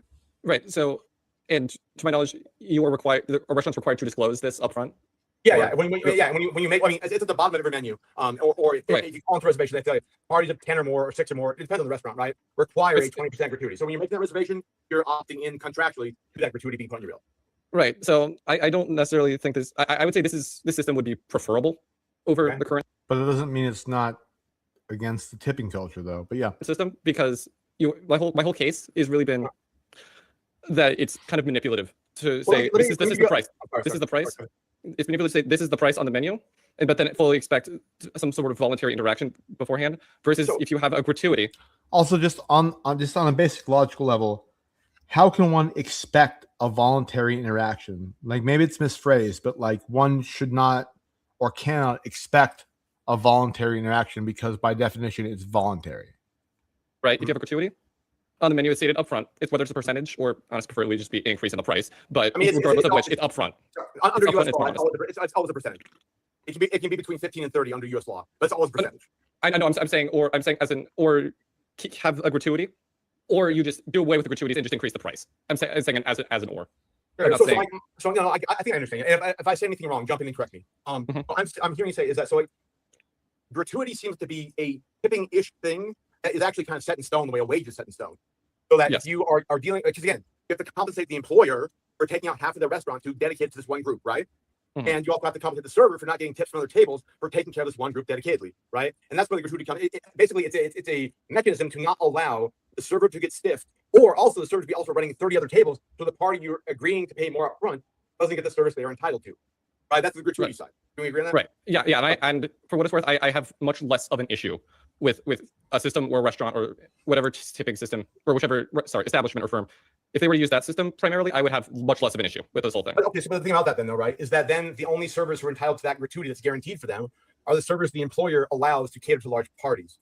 The thing about tipping that differentiates from that is very essential. Is that say you're a badass server, bartender, whatever, right, and this is your life. You when you were a baby, you used to read, I don't know, Count of Monte Cristo or something, decide you want to be a server, or read Batman and decide you want to be Alfred one day. And this is your life's dedication, right? And you're just the most, I mean, I tell you one time, I used to wait at a truck stop called the Country Kitchen, which was the worst job. So don't accuse me of being intelligent, because I know I'm not. But the point being is like, I waited graveyards, right? We got $2.15 an hour plus the truckers, and I don't have a good pair of boobies on me, so they didn't tip me shit.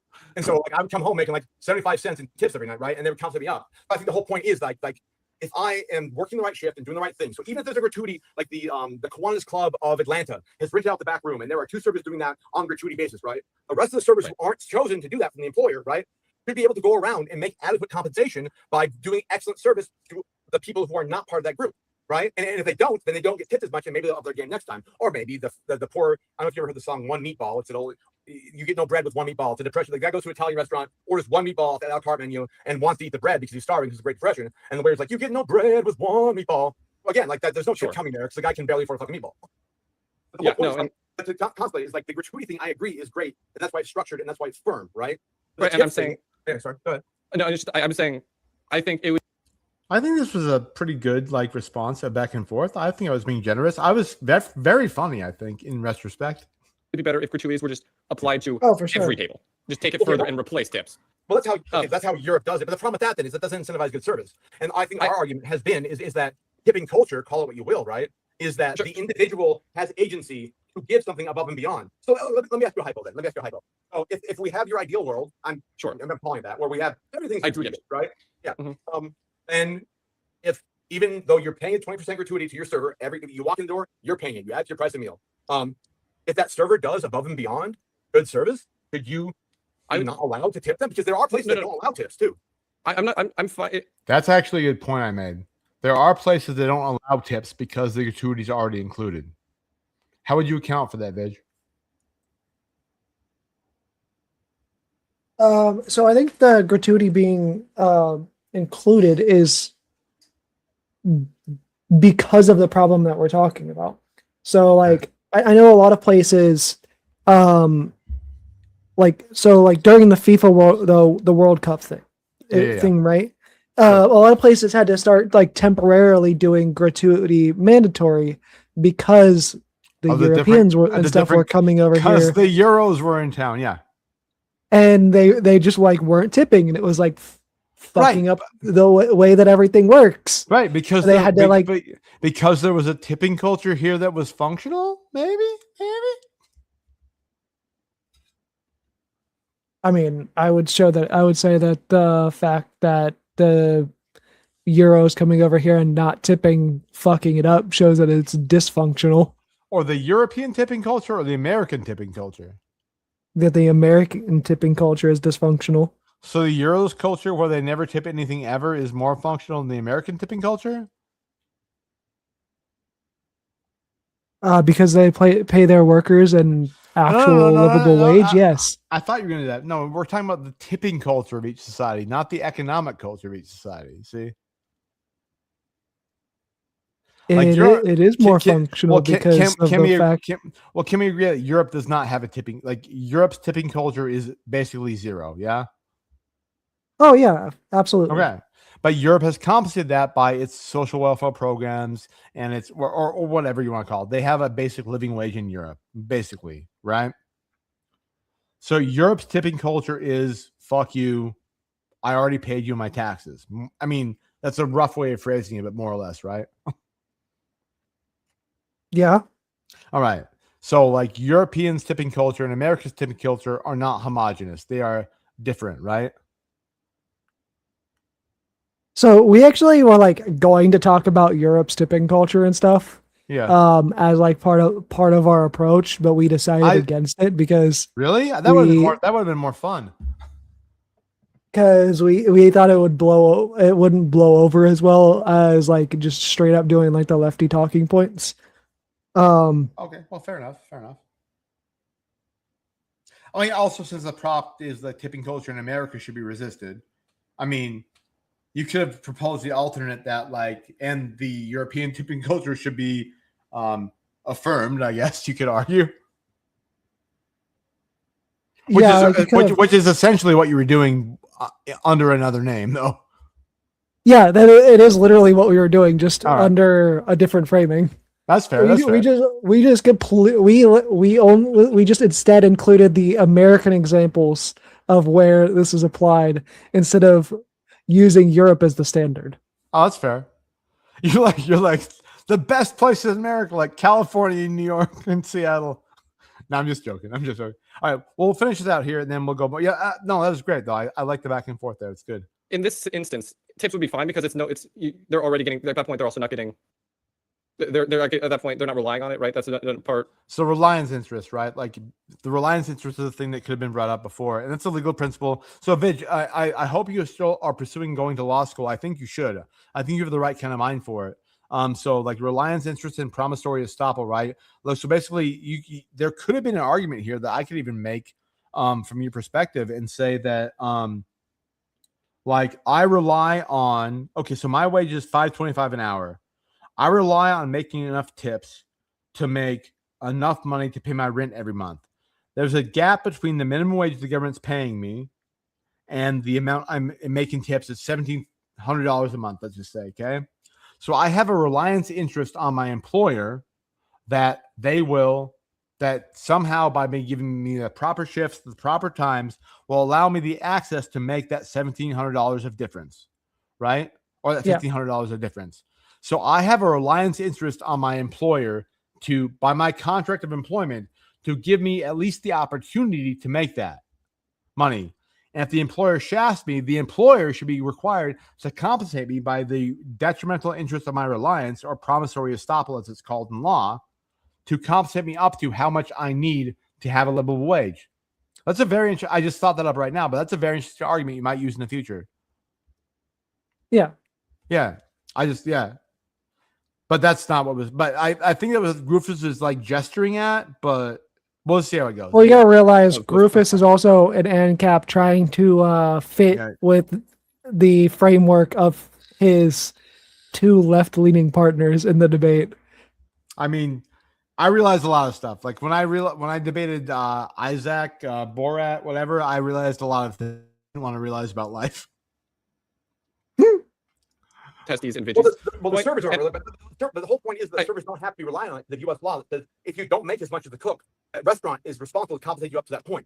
Right. So there's nobody who's getting stiff and not able to pay the rent. They're making as much as the cooks, or the possibility of more, depending on how well. So the question I should have asked there, and this is my criticism myself, is I should have asked, can the cooks pay their rent? Should have been the question I asked. If he says no, then it's kind of a wash. If he says yes, then okay. Well, then the servers are getting compensated up to much of the cooks, so they can therefore also pay their rent. I should have asked the question before I went off my tirade.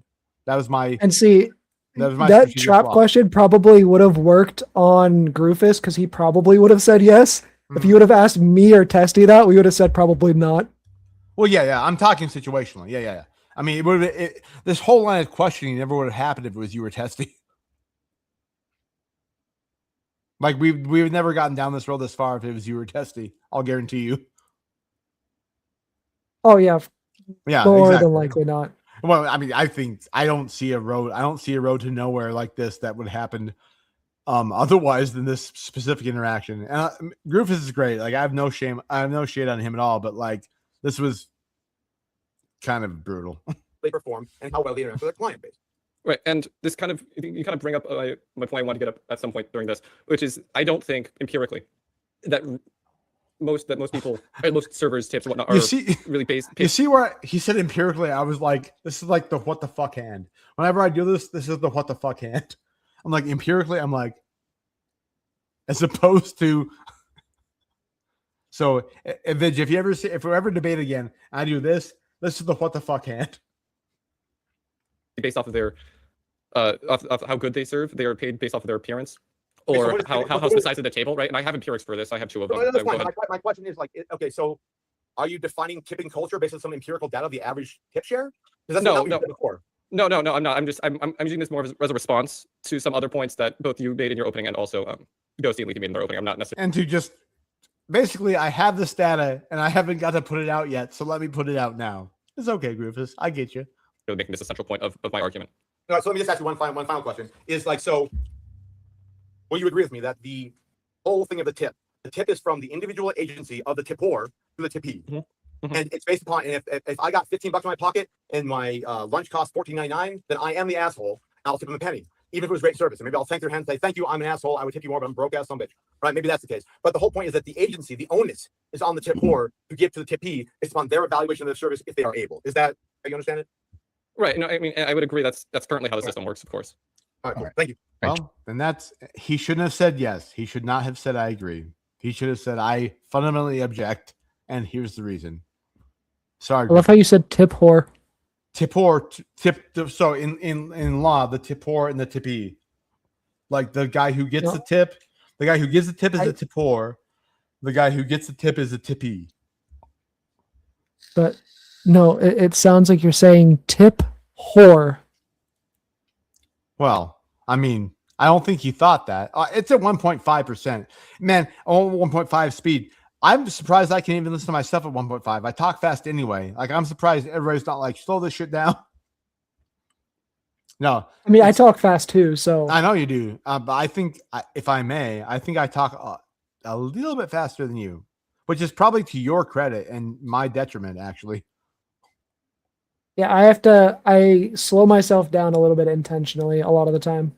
I try to, but when I get like in the moment, I suck at that. I have to work on that. All right, let's go to the next one, and then we can have some dialogue between you and I throughout. If you want to, you're like, hey, stop, I'll stop if there's something you want to hit up. Oh, especially All right. when you go, Cheers. we can. So next up, we are going to Testy and Ghosty. Okay, this is okay. Well, I think we should just, unless there's something like germane, we'll just let this play. I think, unless there's something you see that's relevant, in which case, tell me to stop. I'll stop. Okay. All right. We're gonna go ahead and put 10 minutes on the clock for you guys. If you can pick up the conversation where they left off, take it. I love how like 6 out of 7 people here, 6, 7, no, like 6 out of 8 people here vape on screen. I feel welcome to the community. Completely different direction. It's yours to do as you see fit. Sure.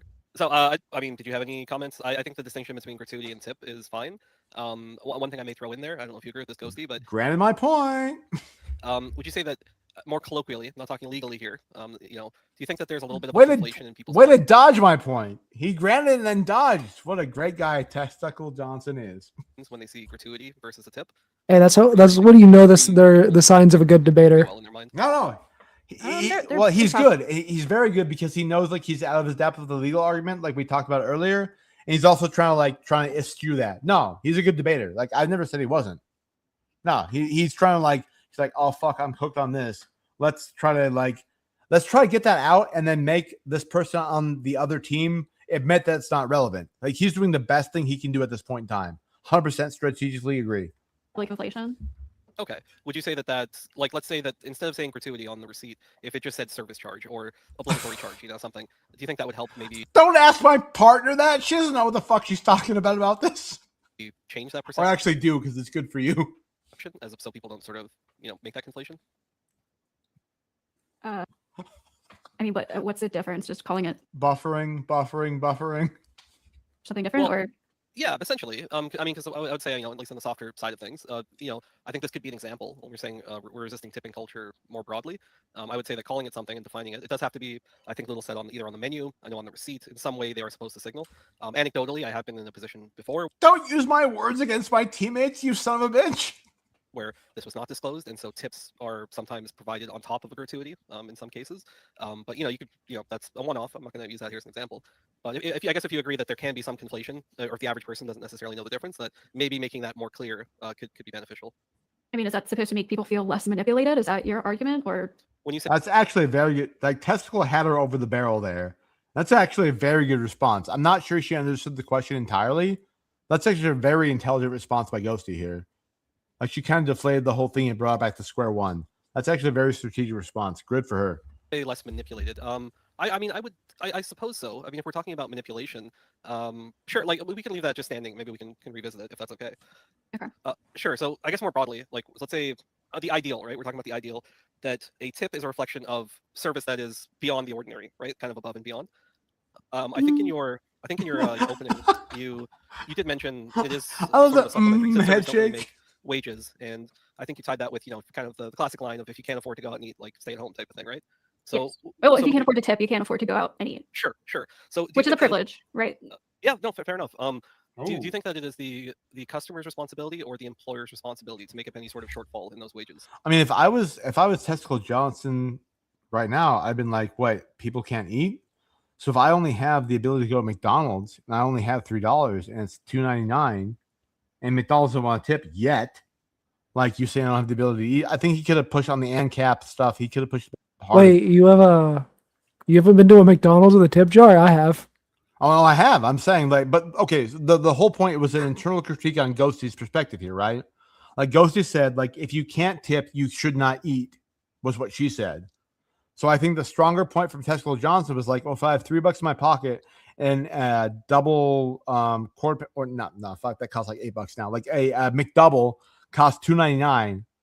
I shouldn't go feed my family or feed myself with that because I can't tip. I think he could have pushed her harder on that rhetorically because I think she slipped rhetorically there. he could have pushed harder, just as like a debate coach. Like, Well, yeah, 'cause it's good. Yeah. I think you're right on. Like, he probably should have pushed her harder on that. I'm not saying he did wrong. I'm just saying like I'm just trying to like pick off things where like maybe somebody could have done this argument instead. That's kind of the purpose of what I'm doing. Yeah. Well, the reason why he should have pushed her a little bit harder on that is because I think she's unintentionally using a right-wing talking point that if he would have pushed her on it, it would have tripped her up. Yeah, and it almost did already, even without her. Yeah, she like tripped but didn't fall. Yeah. So I agree. Again, I agree that it would be great if employers paid better wages and raised the minimum wage for waiters and waitresses, since it hasn't been raised like literally ever since it was put into place. I think that would be a great thing. But people, except like 3 times, but fair enough. the data shows that people tip more knowing that their service workers aren't getting paid that much. So if no, but the whole thing, ghosty, that goes back into freaking Groof's shame point. I destroy that in I the next part. I know. I call it like I see him, Vidge. I call him like I see him. Like she just granted all of Ghosty, not all of Groofus's original points. Like, so it is fucking shame. So you feel so bad for these poor motherfuckers who are waiting on you hand and foot. You must tip them. So she unintentionally just granted Groofus's opening. And then in the next part, I turn around and strengthen that even more. No spoilers, but I'm just joking. No, I know that. I mean, I agree. Like our side has some holes here. I tried to close them up in our like 2 hours of prep we had. Apparently, I'm not the biggest hole closer ever.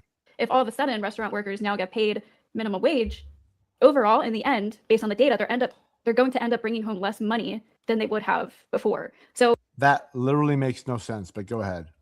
Like, sure, it sounds great in practice, but in reality, I don't think it's going to end up benefiting the service workers. Also, again, it doesn't really have to do with tipping culture. That's more of how businesses run. So, but which also is like totally tangential to our actual point, which I guess I found it in my opening and through the cross with Groofus. But yeah, like this is Ghosty's on her own thing here. Ghosty can be on an island, that's fine, but I just don't think it's an island that's going to survive the cataclysm. But well, within this specific industry, I would agree. Like tipping is not really part of like, for example, if somebody were to like let's say a car mechanic, they're undeniably offering you a service, right? Changing your tire, maybe changing your oil. But socially, that you don't tip in a lot of different things where services are provided, right? So it is kind of specific to a hand. That's kind of a silly argument. Like, yeah, I don't tip the person at Sam's Club who scans the fucking bags to make sure I'm not stealing from them. Sure, that's a social service. I think Tesla Johnson had a much stronger argument he missed here. Full of industries when we talk about service. Is that fair? Yeah, sure. Okay, that's fair, sure. but no points for either side though. I would say that when it's baked in, I guess in this way. Let's say that you can easily imagine this hypothetical. There's a restaurant that the business is just not so hot that day, right? So nobody is coming in. There are no customers. I mean, in this regard, I agree with you. You know, it would be great if the employer were to pay a minimum. Well, they're federally mandated. Actually, so I'm going to disagree with you. Oh, please, the point that he made was a good point. Okay. But he didn't expand on it. Because he needed to ground it in more than the specific example, right? Yeah, because he needed to, like, if he would have followed that up by bringing up a lot of like the other services that we do tip on, exactly. People that cut hair, tattoo artists, things like that, or like artists in general. Like a lot of people is like anything that's like a creative or expressive act are generally like deemed by culture worthy of a tip if they do well. Like if I go to a fucking portrait artist and they draw me a stick figure, I ain't tipping them. But if they draw me and my wife in a really beautiful pose, I'm gonna tip them, right? That's kind of expected almost, right? Which goes to his and also Groofus's original point. Yep.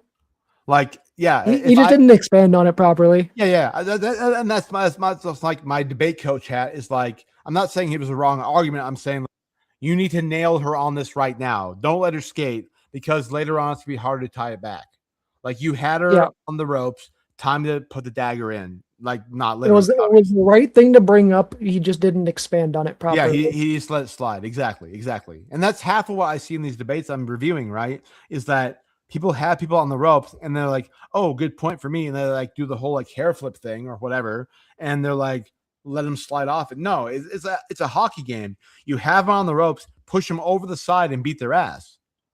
Like, because you have them right there. Like, they can't escape. Make them escape on their own volition. Don't let them up. Right? And this isn't even blood sports. This is like good faith debate. Like, when you have somebody who's conceded your point, make them clarify their way out of it. Don't just let off the pressure, because then, but now even for the audience, then at that point, the audience is at a point where like, oh my God, we're finally gonna get some clarity on this. And then you're like, oh, no clarity for you. If you want a good example of what it looks like when you just keep pressing and like end up just dog walking somebody, the debate that I had against Marte on the Civil Rights Act would be a good one to watch. I'll review that. I actually will. You want to drop a link? You want to drop a link in the Discord? I'll review it. Probably Monday, Tuesday next week, man. Yeah, I got Marte's debate with on the World War on Friday, and that's my whole Friday because my wife and I are going to Indianapolis. But yeah, so I'm happy to do that on Monday, man. Hit me up. That'd be great. Drop it in my Discord or our chat. Yep. All right, cool. Let's go. And then sort of anything made on top of that would be more beneficial to the server. But it's a little bit of a crapshoot. I don't know if you'd agree, but like maybe it'll be super busy on like Friday, Saturday, Sunday. So like those are the shifts everybody wants, right? Everybody's out for the weekend. Yeah. That's kind of the prime time. But maybe you're working during the week. You're probably so it's extremely inconsistent as opposed to having that reliability of having I guess a base wage. I'm not trying to gish gallop or anything, but just on the it's a poach. I don't think she knows what gish gallop means, but fair enough. You wait about I think you said you had some empirics on wages. So like let's just say as a hypothetical, let's say we're going to bake the cost of tips into the cost of service. So now your burger, instead of costing $10, it now costs $20. Do you think that that's like a suitable solution in saying that, hey, we're going to pay the workers? Wow, so he kind of like all the metrics we were trying to run earlier, he doubled the price in your. So I think he kind of overshot what you were actually talking about, right, Midge? Possibly. I mean, the metrics I ran when you were reloading your vape was about it'd be a rise of 50%, so about $14.50 for an $8 hamburger was what it came out to without adjusted for anything. So saying 20, that'd be so he's going extra. Yeah, sounds like it. All right, that's what I was trying. Okay, cool. A base wage. You still have the option of tipping. Nothing is against that, but there's no expectation. Like there's no obligation. There never has been. But now the for a fact that the workers don't have to rely on tipping. Would that be a preferred system? No, because again, the people, based on the data, it shows that people tip more when they know. So he made your argument, which was a right phrasing of your argument, and she like la new argument. That people aren't making a minimum or a flat wage. So the reason that so many people can make a career out of being a waiter is because of tipping and tipping culture, even though they only make technically like $3 an hour. So if they were to start making minimum wage, people are going to start tipping a lot less and ultimately bring home less money. So it doesn't actually, in the end up benefiting. And that actually supports the AF side, that it's the social pressure. So she's making the AF argument for them. I was sitting there pulling my hair out and messaging Kai being like, what the hell is going on? We need to fucking recover, dude. Come on now. Come on. The service worker. So I mean, I'm not sure exactly where you're getting a source from, or that particular source from. I do have a source here. This is. But that source, okay, I don't think Testicle Joseph like listened to what she was saying, because without a source, she confirmed your entire side of the debate. So yeah. I think it's a bad strategy on his side to like ask for a source and go for it. The source is way less of magnitude than what she just said. I'd be like, oh yes, ma'am, thank you, ma'am. This is I have to, you did in New Jersey. So side note, I have to send you my VOD from that debate because it's not up on Speakeasy's channel. Oh, cool. Yeah, hit me on that. I'm happy to see it. Of restaurants here, and they raised the minimum wage. I will post this. I'll send this to Horse. Like you can, I think we can all agree. Like right now, like Testicle Joseph like dropped the biggest ball, no pun intended, via his meme of the debate. Like she granted him everything, and he's like, yeah, but statistics. When she granted him everything he needed to win the argument for your side. Yeah. Okay, I'm just making sure we're seeing the same thing. And it's fine. And Testicle Joseph is a good debater. I just think I fucking made mistakes in my life, especially in debates. I've never done a perfect debate, not even ever, not even against you, especially not I against mean, you gotta realize, like, Testy's only done like a couple of debates. Like, No, this it's is fine. No, he's fucking solid. I just think if we're just being objective, like balls and my God, how come every fucking metaphor I have has to do with testicles and it's got a fucking hedgehog with nuts on my screen? I can't help. So we're calling balls and strikes here, right? Like he missed that pitch in a baseball metaphor, right? It was laid up on the plate. He missed it, which is, I mean, he's still good. He still recovers well, but like he could have hit it out of the park at this one. He didn't. So next time, Testicle Joseph, if you're watching, hopefully with your balls in your drawers, or not, whatever, teach their own. Take it as a lesson that like you had a kill shot here, you didn't take it. Next time, take it. I'd be happy to see you take it, and even if it's a kill shot against me in the future, if you see me put myself out like this, take the kill shot, brother. They had raised the minimum wage, and they saw that it didn't have, I guess, these sort of deleterious effects on the workers' wages. So and this is not probably because people don't know about. Probably people don't realize that they actually got their wages raised. That's most likely why. People don't know their wages. I think every time I get a pay stub, I know my wages were raised. Sorry, Ghosty. Sure, I guess to get to the heart of it, I think what you're saying highlights. I mean, I'm pretty sure most places will literally pull you into a meeting. Hey, we have to actually no, literally like so when Ohio increased the minimum wage to $8 an hour a while when I was in high school. Sure. I literally got a meeting with my fucking manager at the time. Where they were like, "Hey, we're raising your wage because the minimum wage is going up." Yeah. Yeah. So like you're not getting employed, but we have to. So just fuck yourself. Go away. Yeah, like they still have a meeting with you to let you know. I think it's a statutory requirement in Ohio. They do when they raise or lower your wages, they have to have a meeting with you. So that was by the order of the Ohio legislature. Oh, I didn't realize that was a thing that's required in Ohio. Oh yeah, it is. Yeah, it is.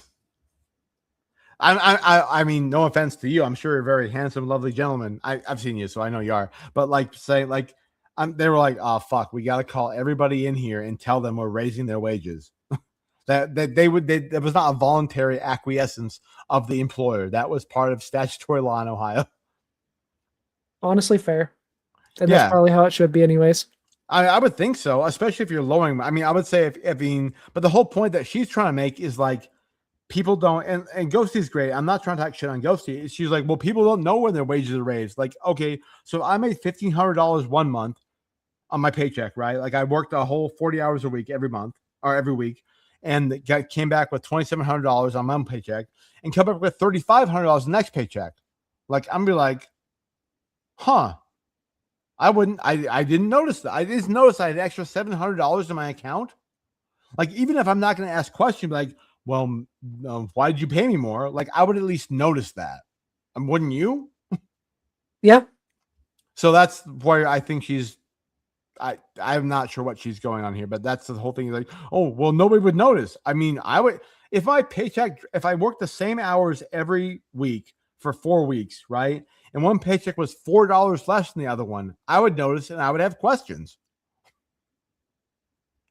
Oh, for sure. Right. And she's I saying think most people would. Right. And but she's claiming that nobody would ever notice. I don't think that's truthful. I mean, I'm not saying she's being in bad faith. I'm saying like I think she doesn't understand like the reality of that. I don't know her employment history, but I'm saying like, I don't think that. Oh, well, how would they even know? I'm like, you would know if you got paid more or less in the paycheck as opposed to the next paycheck and you work the same, you would know and you would care. Maybe her boyfriend handles the finances. Okay. Hey, mayhaps. And fucking good on him, man. Hoochie coochie. God bless America, brother. People are more charitable or people are more empathetic because they think in the back of their head, they have this understanding that these workers are not making a quote unquote fair wage. I'm using that. You could say it's a bit of a loaded term. That's cool. I just saw that. Oh. I guess the leather weather. I was like, I've never watched the Twitter or not Twitter, the Twitch chats. Somebody said Speaker Loodle. I'm like, hey, thanks. I don't even know who that is, but it was fun. Oh, it was Kai, but then wait, Kai's in the chat, like defending our side against the chatters. That's fucking great. Good for you, Kai. Would you at least I do phrase it that in too some way, during the motivation, 3v3s. or that it creates Man, some I sort of don't social like obligation to tip? whenever I'm doing a debate, I close out all of their windows, and the only thing I can see is my opponents. I take notes. Maybe that's a bad Bro, way to do it. I don't there know. there are some times where like if it's not like a like structured debate where there's actually judges and stuff, like if I'm on Speakeasy's channel, right? Yeah. There are times where I will just straight up engage with the chat while fucking arguing with my opponent. That's actually a good strategy on those channels. I agree. When I'm on Radish or basically just Radish for now, like I try to block out the chat, so I'm just engaging my opponents because it's like, yeah. But no, you're not wrong. That's actually probably smarter than my It strategy. does No, create a social obligation. Go ahead. One thing that I used to do is I literally used to have like full on, and like I kind of did it after my double debate stream this past week, where like I'll sit there and play video games, like FPS games, like where I'm fully engaged, and I'll have chat up on one of my other monitors and just like sit there and like debate or like explain political topics to chat. You're doing like subliminal discoursing. Kinda, yeah. Or I just like it sounds like a fucking. I think we should get some university, maybe OSU, to fucking like fund that shit where they put you in a room where you like have debates and chats and also play like fucking not World of Warcraft, fucking Modern Warfare at the same time, and see if your like responses to debaters are more appropriate. Not appropriate isn't like not like PC, but like are more like to responsive or less responsive the more fucking windows you have open playing games. That'd be a fucking damn it. Now somebody's gonna steal that shit and fucking write their dissertation on it. Fuck. That'd be actually a decent study to be done, I would think. I think go ahead. At least for people with like ADHD and stuff, like because I have combined type ADHD. My brain is like doing 500 things at once. No, I have trauma induced ADHD. I got my head blown open, and so now I have it. Yeah. Yep. But like it's a lot easier for me to do like debates and stuff while I'm sitting here playing video games. Really? Yeah. Do you so do you do that to help you out? Like so hypothetically, World War debate was like you versus Vigi next Wednesday at 7 p.m. and would it help? We have would you like use that as like a performance enhancing drug? I will play video games while debating sometimes. I don't always do it. Okay, so let's. I used to do it a lot more. Let me give you a hypothetical. So we debated, I think, 4 times now. Yeah. And so, like, you know me, and you know how I am. Like, do you think, against me, like playing Modern Warfare, or whatever the newest thing, Modern Warfare 5 or Black Ops 4 or 6 or whatever it is, right? Or Madden at the same time. Would that help you or harm you if you debated me? If you had to play it, so say you're playing somebody live and you can't pause. So generally speaking, it helps. It helps until like I have to like stop and look up a source, or like a lot of the time, like I won't. I won't start playing a game. Like during the debate because until you know you've won. Well, no, it's more of like I won't start it. Playing a game during the debate because normally like I have a written open statement, so like I'm not gonna sit there and read my opening statement while also fucking playing a game. Well, of course, I didn't mean to imply that. Of course, who would do that? I mean, unless you have like fucking like lizard eyeballs and you can like do the same thing at once. Nah. So, but after you get past opening statements, do you consider yourself a better debater if you are distracted by an alternate source? Yeah, typically because it. No, that's cool. That's awesome, man. I'm not. No shade. Yeah, it just I think clearer whenever I'm playing a game. That's cool for you. So my ADHD works like the opposite, and maybe it's because it's like brain trauma induced ADHD. is like I hyper focus on stuff. And so if there's any distractions, like if my kids walks in the room, like I lose focus on everything. So if we were to be debating and my kid, I'm like going down a freaking hard line, I'm just like grilling the shit out of you or anybody, and my kid walks in the room, like I have to automatically stop and be like, "Hey, kiddo, what's up?" And then when I come back, like I don't even know what world I'm in anymore. So I respect the fact that you can do that. That's like the opposite of the, like I can be super focused and get everything right, but I think you have like the inverse talent, which is really fucking cool. No, it's more of I have combined type ADHD, which means I have hyperactive and I have attentive. Yeah. Plus I also have autism. Maybe I just have brain damage. Maybe that's my problem. Maybe just Aaron has brain damage. And maybe it's neither combined or no. So you kind of like two superpowers at once, though, right? My brain is thinking extremely fast to the point where I will trip over my thoughts sometimes. It's like when I'm stuttering, a lot of the times that's what I'm doing. Mine does that all the time. And then, but at the same time, my thoughts are also like super organized because I'm autistic.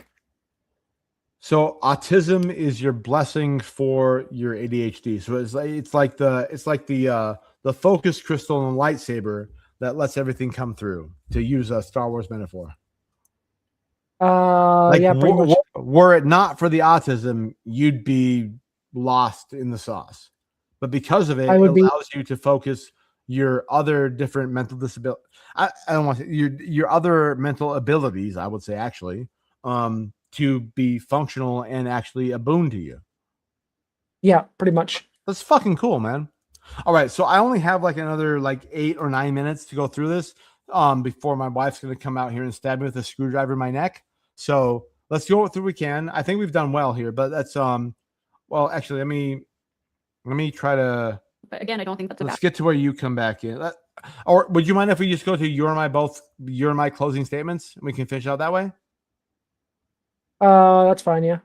Or we can go to, I was happy to do. Let's see you talk to Kai. My wife will give me an extra 5 minutes. Vigilante right, and Lethe Water Kai. All right. Start the clock when you start to talk. 10 minutes is on the clock. Go ahead and get after it, gents. Vigi, I gotta ask, who is this they that you're talking about that is critiquing people's tipping, and why should we care what they're saying?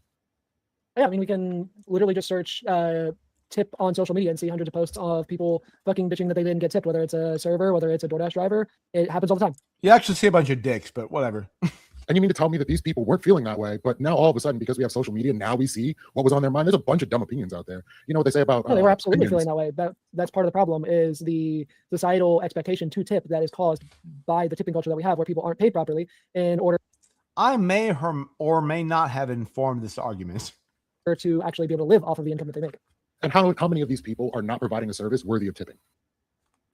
There's no way to measure that, unfortunately. You can say that it's all of them, or we could say that it's none of them. It's kind of an opinion thing. I'm pretty sure the woman that ended up opening the door on the guy that wasn't wearing pants when the delivery dropped was probably pissed off that she didn't get a tip. Yeah. Like literally, most of these people that are complaining in this way probably never deserve a tip to begin with, because the people that are doing a good service are more than likely being tipped and getting basically given fair wages or fair money for what they're doing. Yeah, but that's subjective, right? So we can actually look at the statistics. So let's take New York, right? They did the thing with gig workers, where they set the minimum wage or like the base pay legislatively of gig workers to $15 an hour, right? Do you think this increased or decreased their wages? Probably decreased. Wrong. It actually increased their wages $5. We have studies on this. Their average wage before that was about $11 an hour, and then after that it is $19 an hour now. So adding an increased base wage plus tips actually increases the amount of money people make. So I'm not going to argue that people shouldn't get higher base wages. I still say that people tipping is something that is good for incentivizing good service. There's no reason to resist giving people tips for doing something good. And like, I got to ask, yeah, our mechanism of resistance, hold on, the mechanism of resistance that we're talking about here, that we're specifically using, isn't just it's not be a dick and not tip people. It's advocate for legislation, specifically legislation that is adding a livable base wage on top, and then you get tips on top of that. That's the mechanism of resistance we're going for here. How is that resistance in any way? Like, literally everybody should be paid more. Like, I'm not going to disagree with you with the idea that wages have not kept up with cost of living. This is about tipping and the culture of tipping. This is completely separate from what you're talking about. And so, like, for the people that aren't receiving tips and complaining. You asked a question. or hold on. So advocating for legislation is resistance, correct? Sorry, one more time. Advocating for legislation is a form of resistance, correct? No, it's not. So was advocating for the Civil Rights Act not a form of resistance? Way to slide it in, Dage. Way to slide it in. Good on you, Mike. But like, that's not what he meant. I don't see where it is in regards to tipping. No, I asked it on purpose. No. I'm saying I'm saying you clever girl, you, to quote Robert Muldoon from Jurassic Park. No, I'm saying I know you knew what you meant, and I know that you meant that at the moment. He didn't get it, he didn't bite, but that was a fucking good hook to throw. All credit due, man. For legislation is not a form of resistance. So was advocating for the Civil Rights Act not a form of resisting the Jim Crow laws? No, literally the protesting and everything else was the resistance itself, but he didn't bite. You threw the hook out there and he didn't bite. It was a fucking great hook, though. Next time you throw that hook, somebody will bite. He didn't for whatever reason, but that was a fucking great hook to throw, I have to say. Advocating just for legislation for civil rights is not in itself. Protesting was the advocacy. The protesting was the advocacy. We have advocacy groups for setting the base wage to a livable wage. Way to bring it back to the prompt, Edge. Way to make it circle back to make the thing that you just got denied on. Way to circle back and try to shoot the jump shot. Way to be. Good tactic. Like the One Fair Wage group. We have groups that are going out and doing these things and putting these things on the ballot. That is active advocacy. That is a form of resistance. No, see, the resistance is the protesting. The actual legislation or even asking for legislation is not resistance. You're conflating the two. But back to my point. When you're looking at the situation, if you'd have run this on Ghosty, it would have been so fucking brutal. Where people don't feel for sure the they should receive. Like Kai was like, "Oh, I see." I mean, I don't know what Kai was thinking, but like my opinion, I talked to him a little bit. Right. I talked to him a little bit about this afterward. He acknowledged what I did. He saw where you were going, and he's like blocking your jump shot, right? Yeah, he told me it was dirty to go there. It was, but he was like, "Yeah, no, we're not doing that." He's like, "No." It was planned ahead of time too. By the way, I was in the chat with all caps, like, "Fucking say no, god damn it!" So, but he already had though. He didn't need me, but he knew what was going. But the thing is, like, I'm not me, but so like I was saying anybody else, but like anybody else in the radish space, like not me, not Kai, but like basically anybody else, you could have run this game on, and they'd fucking like had to bow down to you.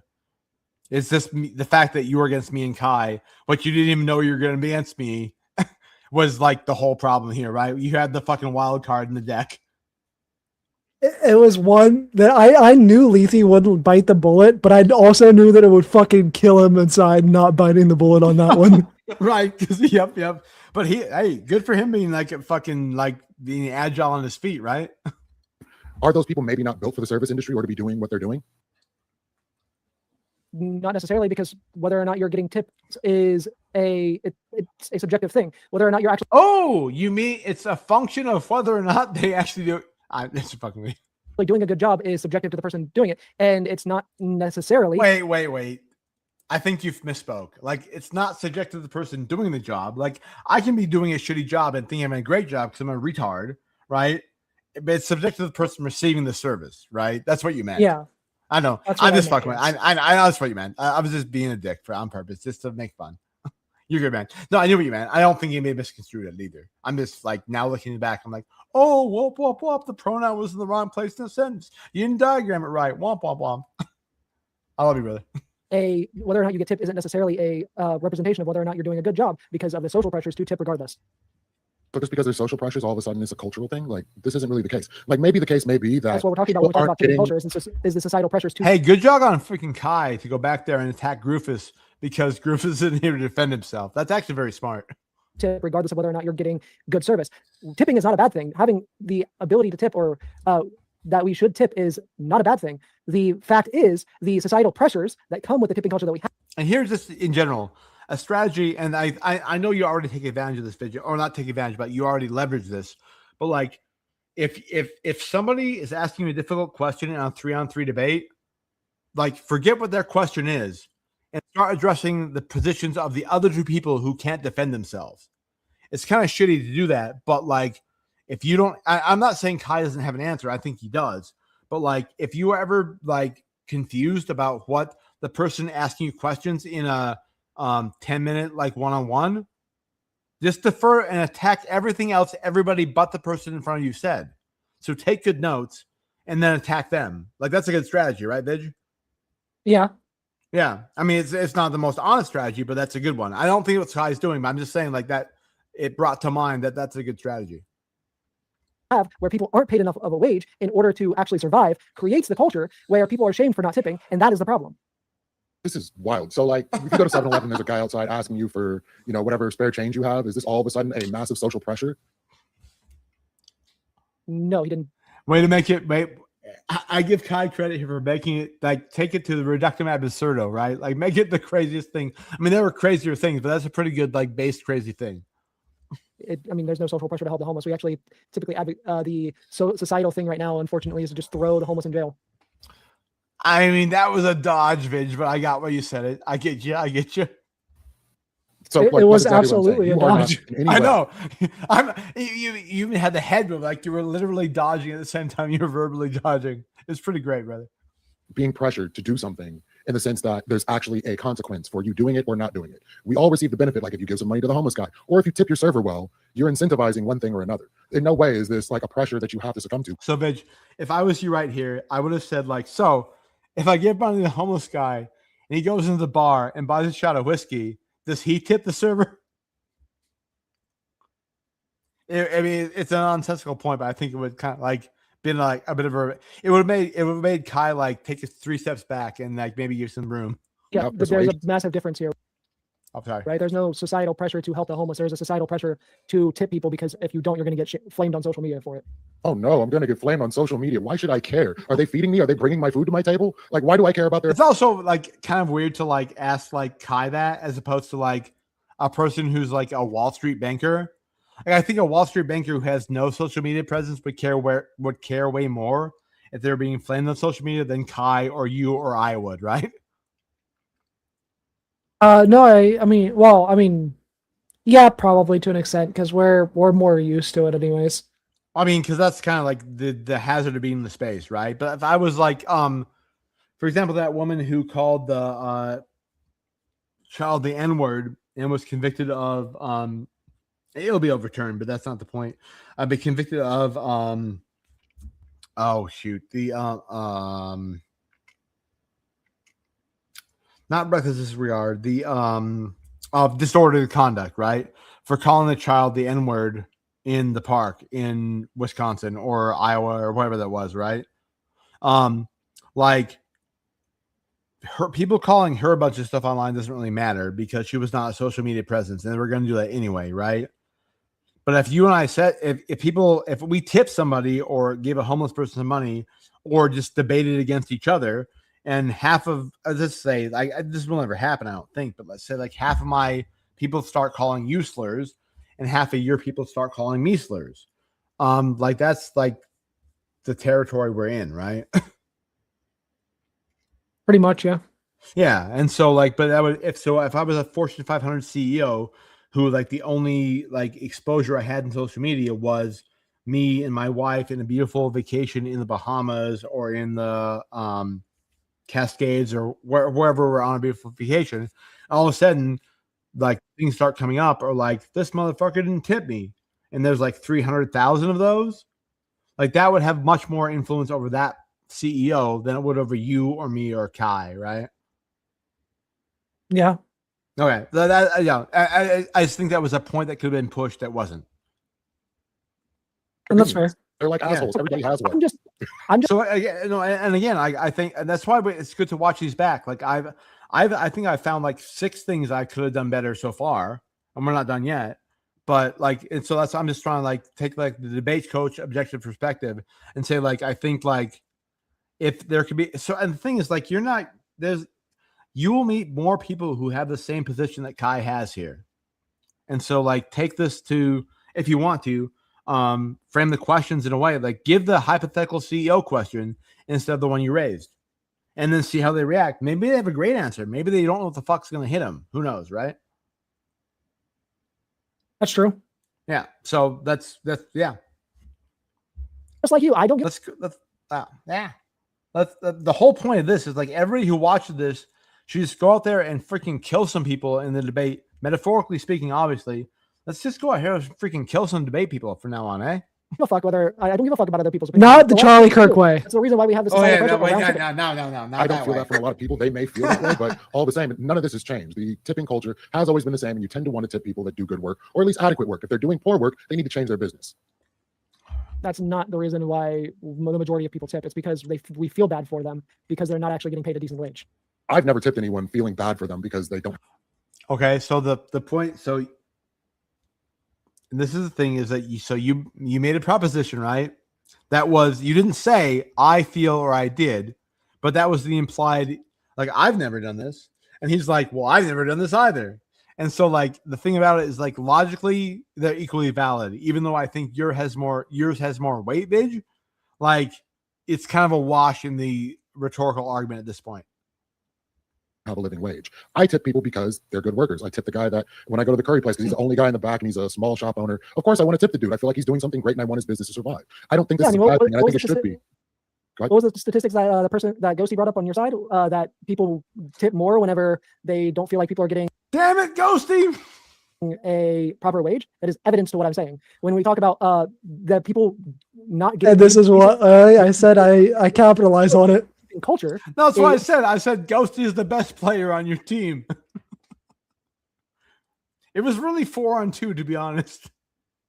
Pushes people to feel like they have to tip more in order to supplement people's wages. Bro, that's just being human. Like, if you see another human struggling and know that you want to help them, but also they did something good, yeah, that's why you're going to tip them more. If you know that they don't have a living wage and they're not making much money and they give you bad service, what do you? All right, so it says, okay, so let me phrase a hypothetical that was not phrased here, right? So if there's some homeless guy that says, help me, I need help, I'm homeless, or even say there's a super honest guy, like, help me, I'm homeless, I'm an alcoholic, I need booze, or I'm going to go into the DTs. And he has that he has very neat handwriting on a very nice cardboard sign, okay? Or somebody who was like, hey, help me, or else help me, or else I'll lose my home.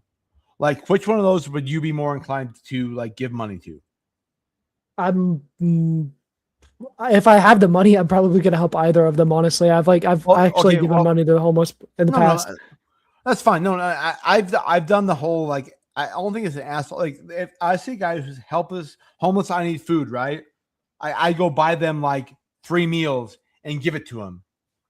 I've experienced them throwing it at the ground and flipping me off. Which, fine, you want booze, that's fine. I mean, I've also bought booze for a guy who's, I'm homeless, I need booze. I'm like, I understand, like, the physiological and pathological addiction there. Like, I'll go buy him a pint and bring here you go, brother, right? Mm-hmm. That's fine, because, like, I don't want him to go into the DTs and deal with what he has to deal with. That's fine. But, like, I think, like, the whole honest, like, assessment, let me go back a little bit here to try to get back to my argument, because I think there's a relevant point here. But no, it's the thing is, like, I don't, like, okay, so, I mean, maybe you can agree with me on this, or if you disagree, it's fine. Like, if I'm a person who's in need and I have a specific need, if the specific need is I need to feed my family because my family are starving, we are homeless, or we need shelter, we need money for a hotel room at the Motel 6 tonight, okay? I put that up on my sign, or I yell it at people who pass me by because I don't have the money to buy a sign, fine. Or if I'm just being honest, I'm like, hey, I need a pint of any kind of alcohol or a pint of whiskey, whatever your preference is, because if not, I might die tonight because I'm an alcoholic. He doesn't have to say I'm an alcoholic and here's the prognosis for that, whatever. Like, I'll infer that. That's fine, right? And so, like, if I go and buy the people a room at the Motel 6, right? Or if I go buy the dude a pint of whiskey, right? Like, that seems to be the most humanitarian thing. There is a person who's a fellow human, or a fellow human who's head of a family or part of a family, and I give them what they're asking for. That seems to be the most, like, humanitarian thing I can do. Now, in the alternative, if there are people out there who say, I'm homeless, anything helps, right? Or I'm hungry, I need a meal. And so I bring the person who anything helps, a sandwich, or I bring the guy, especially, so throw that guy out for the sake of argument. The guy who says, I'm hungry, I need a meal. I bring him, or even I've done this before. I'm like, hey, buddy, there's a freaking Jimmy John's right over there. walk with me over there. I'll buy you anything on the menu. In fact, I'll buy you double anything on the menu to make sure that you're good for 2 days. He fucking throws this at me and flips me off. And I'm like, no, dude, no, really. Like, I understand you're angry, but like okay, fine. Yeah, maybe somebody will give you. Maybe you're like leveraging your marketing spot. So can I go buy you something at Jimmy John's? Like, what's your favorite sandwich? Right? Let me go buy it for you. Bring it, flips off and throws. Then I think in some way I'm being misled. Yeah. And I've experienced all those things in my life. I'm sure you have too. Or to some degree. Yeah. To some degree. Yeah. So I think we both have our hearts in the right place, right? But like, so the thing is, like, again, the specific ask is like, if I need this thing. So for example, so let's just hypothetically say, right? And this is completely adjacent to the topic at hand, right? But let's say that's like somebody's like, somebody puts up a sign that says, and say they have like two little, so it's a young woman or young, I don't care, like a middle-aged woman, I don't care, and they have two kids who are of tender age, like 7, 8 years old, right? Next to them that says, anything helps. We need a place to stay. And I happen to own several apartments that are currently unoccupied, right? And I'm like, hey, I have a place for you to stay, not even for tonight, but for the coming weeks until you can get on your feet.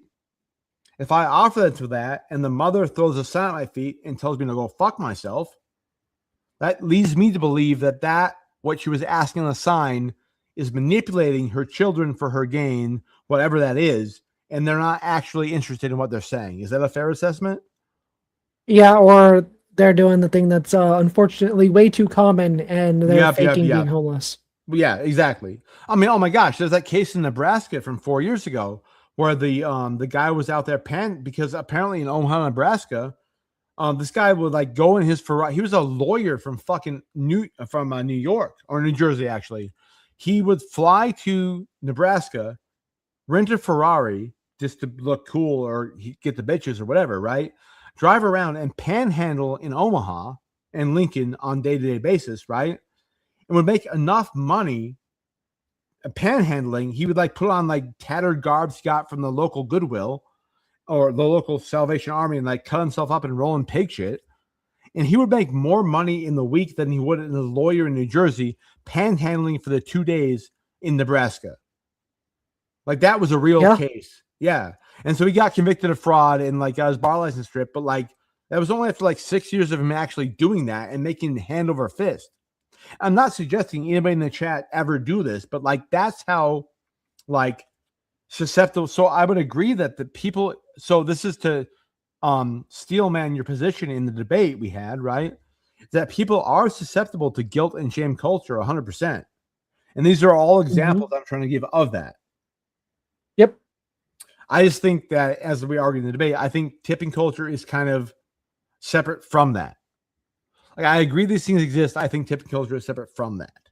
But no, I think it's and maybe a topic for another day is like when someone's convicted. So the same thing too is like the dude in the Rolls Royce around the corner is also like by a communitarian standard is stealing because he's the handsome looking guy with the pots and pans, as well as the guy with one tooth is across the corner from him is stealing hard-earned panhandling money from Bo Cephas across the corner with the one tooth pit bull at the same time, right? Even though he doesn't need it. Yeah. I mean, the guy, we made it pretty clear on our position that we think that that tipping culture is part of that guilt culture that we're talking about. So I guess the point I was trying to make just now is like I think they're separate. I don't know. I think there's more guilt involved whenever it comes to tipping than whenever it comes to helping the homeless. So what is the motivational factor to help the homeless as opposed to help the poor, almost homeless, underpaid worker? There's more Where- humanity. There's more humanity seen in them because they're up and dressed well enough to be employed. Yeah, there's more.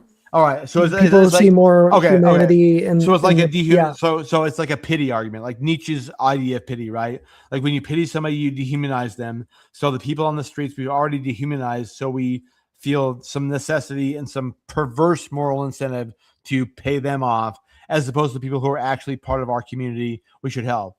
That's just fucked up, but I would actually agree with that.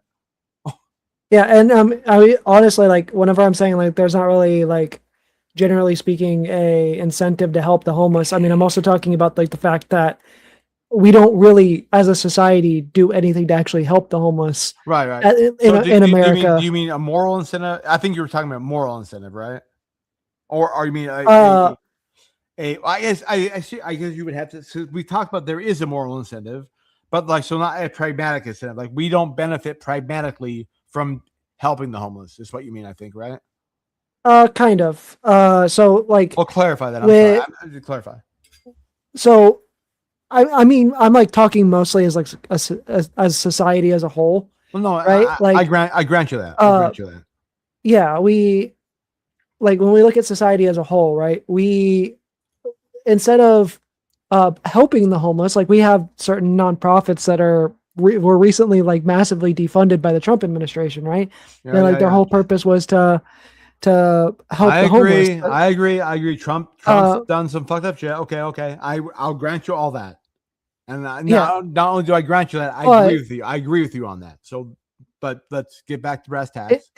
Instead of doing things like making it easier for people to get low income housing. I agree. But I think I'm sorry, Vitch, but just draw you back. We're talking about you as an individual meets another individual on the street who's expressing signs of need or homelessness or want. Let's go back to that scenario. Like I agree, everything you said is fucked up. I agree with you. But go back on an to individual level, right? Who are you more likely? About. Yeah. Well, so we're more likely to help somebody who or like to tip better, right? Than to give money to the homeless. Because in the process of going to get food and stuff, that's already accounted for in our budgets. Okay. Whereas a lot of people don't have the spare income in order to be able to help the poor or help the homeless. Let me push back on this. And I think this makes people, my position, I think it makes people look shittier than I think yours does. Okay. But I just think that's how it actually is. And you can tell me if you agree or disagree, is when I'm going to a restaurant, no matter who's waiting on me, right? They have at least done me the good for me of bringing me a burger and fries and a shake or whatever, right? And so, like, even if I view them as lesser than me because they're a fucking stupid service worker and probably should have gone to college or whatever I want to think, right? Assume that I think the worst of them. Then at least, unlike the homeless person on the street, they've done something for me. Which is completely fucked up to think, but like assume that's how it works, is that I would be more likely to tip or give to the person who's in less need because they have a job, who's actually done me some good by being a servant, but essentially a paid servant to me, than the person on the street who's done nothing to me other than ask. Does that sound like a fair metric based upon your evaluation of the current psychological state of humanity? Yeah, I would say that also factors into it as well, especially in America. No, absolutely. I agree. And I think I'm so happy. I'm not happy. I'm devastated. We can agree on that, but I think that's where we're at. Yeah. So I agree with you. It's a fucking sad state of affairs, but I think everything in our modern culture has to be a transaction. Yeah. And the homeless guy gives me nothing. The waitress who might be equally as homeless for all I know, gives me a burger. So she's better than him. And we evaluate that and we give to the people we think are better. And that's a product of capitalism. I would agree. Yep. Okay.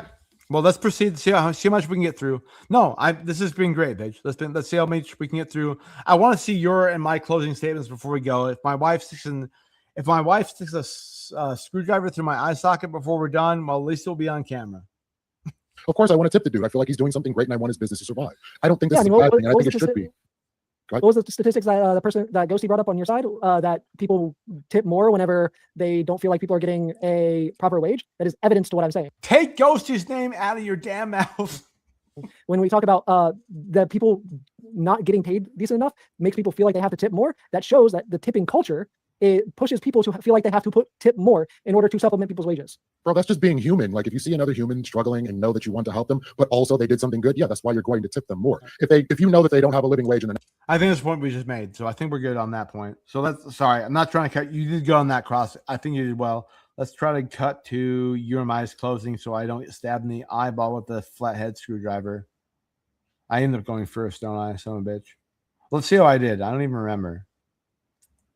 Well, let's see how we're at. Tipping culture shifts the responsibility. No, never mind, bro. My sliding game is off. There I am. All right. Next up is going to be Loodle. Loodle Miss, your turn for uninterrupted closing. 3 minutes is on the clock. I'll start it up when you start to talk, sir. So I just want all the intelligent, free-thinking individuals to realize how much of that rebuttal, that closing argument was just See how I framed that? Rhetorical as fuck. Fabricated out of thin air. In debate, you don't get to put up new arguments in the 2AC in the closing argument. So that was all brand freaking new. We didn't have a chance to cross them on it. So let's just like the last half of that, throw it out. But let's go to the real deal here, okay? The issue between relations with employees and their workers was made in 1936 by the FSA, right? It was changed in 1996 and 2012. So it's not an employer-based thing. This is a federally, governmentally mandated issue, okay? So it's not about, so it's like, oh, well, it helps the employers get off the, no, it doesn't. As my partner very wisely said, no, the federal law mandates that everybody gets a living wage. If you want to argue about what the living wage is, yes, I conflated living wage and minimum wage, intentionally so. Like you were trying to do the opposite. Touche, good sir. Between San Francisco, Florida, Philadelphia, that's a state issue. And you admitted that so much in your argumentation. Well, the whole point is that you can't say tipping culture is bad because people pay $30 an hour in Florida and $15 an hour in Nevada. That's not the point. The point is, whenever it's initiated, whatever the minimum wage is, tips are above and beyond that. And so let's go to the point. It was finally brought up in the closing argument. Surprisingly enough, it should have been brought up in the opening argument, but as I was able to get on cross-examination, right? The whole point here is tipping culture is the culture in which you as the agent, you as the consumer, can tip a person who's providing you a service based upon your ability and your financial capacity to tip them based upon the service provided them. If you don't tip them well, it incentivizes the service to improve. If you tip them well, it signifies they did that. There's no employer mandate on that. In fact, if you have a crappy employer who's working their way up, or employee rather, who's working their way up, and they can't do well enough to make minimum wage, the law of the United States makes the employer compensate them to make them up to minimum wage. So all these arguments about, well, a barista, a bartender, a cook can make way more. No, they don't make way more than the server does. They are all, the server has the potential to make more than they do if they're an excellent server. The federal law mandates that the employer compensate them to the same level if there's any gap. See how I made that contingent and didn't ground myself in any actual factual data? So I said they have the potential to do so. That's the argument here. That's the rhetorical posture here. In tips. This whole like two-tier economy, it just has nothing to do with what we're talking about. Again, the fundamental point here is that tip culture in America, the topic we're debating, is that tips are meant to incentivize those who provide above and beyond service and meant to disincentivize by their withholding those who don't. In America, which is the focus of this prompt, we have a free market economy to some extent, which means that the individual consumers, free from guilt, free from shaming, free from devices, get to tip how they want to. The last thing I want to say real quickly is just to dismantle the argument that was made by my opponent in the previous speech. The idea that somehow the American customer is going to know exactly what wage they're wow, Radish, let me go. I should have been done right there. Son of a bitch. Servers being paid and feel guilty in tipping that to compensate them, but somehow doesn't know how to hit no tip or custom tip, 1%, 2%, $3. Is insane. So they want you to hold in your mind these two impossible contradictions that both the American worker knows exactly how much the server is paid, is going to be guilted into compensating them for the state minimum wages. That's the one hand. And the other hand, if they're paid with a device that says compensate 15%, they're so overwhelmed, they don't know what to do. They say, yes, I'm going to hit it. Wow. I think I just by talking fast or just being me got like an extra 20 seconds there. Son of a bitch.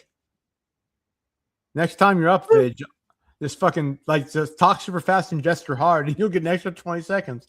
I cooked that shit, man. I didn't even know I was over. He will let people go over sometimes. I guess since I never like paused, I guess he let me. Yep. So I was making a cogent point. Like I never like was like, oh, and like I was making a whole point, but I didn't realize I went 20 seconds over there. In the moment, I thought I was right on time. Son of a bitch. All right. It's just ludicrous on the start point. I yield my time. Ludicrous. Oh, you're up next. Sorry. I'm gonna hit it. Here you go, bitch. It's just ludicrous on the start point. I yield my time. All right. So, after you do your next up is you, call for Vigilante. the night, okay? 3 minutes going on the clock for you, sir. Yep. Start up when you're ready. Look, the fact is, people deserve to get paid properly by their employer. Our opponents brought statistics that show that people tip more often when they feel they have to supplement people's wages. It quantifiably shows that the guilt Hey, involved. let me ask you: Did you pre-write the closing, or is this drafted during the debate, or part both? I drafted during the debate. All right, cool. I'm just checking. Cool. Because there's guilt involved because people don't get paid properly. This is a fact that we can back up with statistics. Well, because like we watched that guy. I did the review of that guy Garrett, right? Yesterday, and like it was obvious that like he had drafted his entire closing before he fucking even heard a word of the debate. I didn't think you did that. Yeah, go ahead. I will draft my opening before the debate, but I won't draft my close. Cool. So if I'm AF, obviously I draft my opening. If I'm neg, I don't draft it. I have like talking points for the bottom third of it and use the first 2/3 to address whatever they said in their opening. That's my strategy. Yeah, but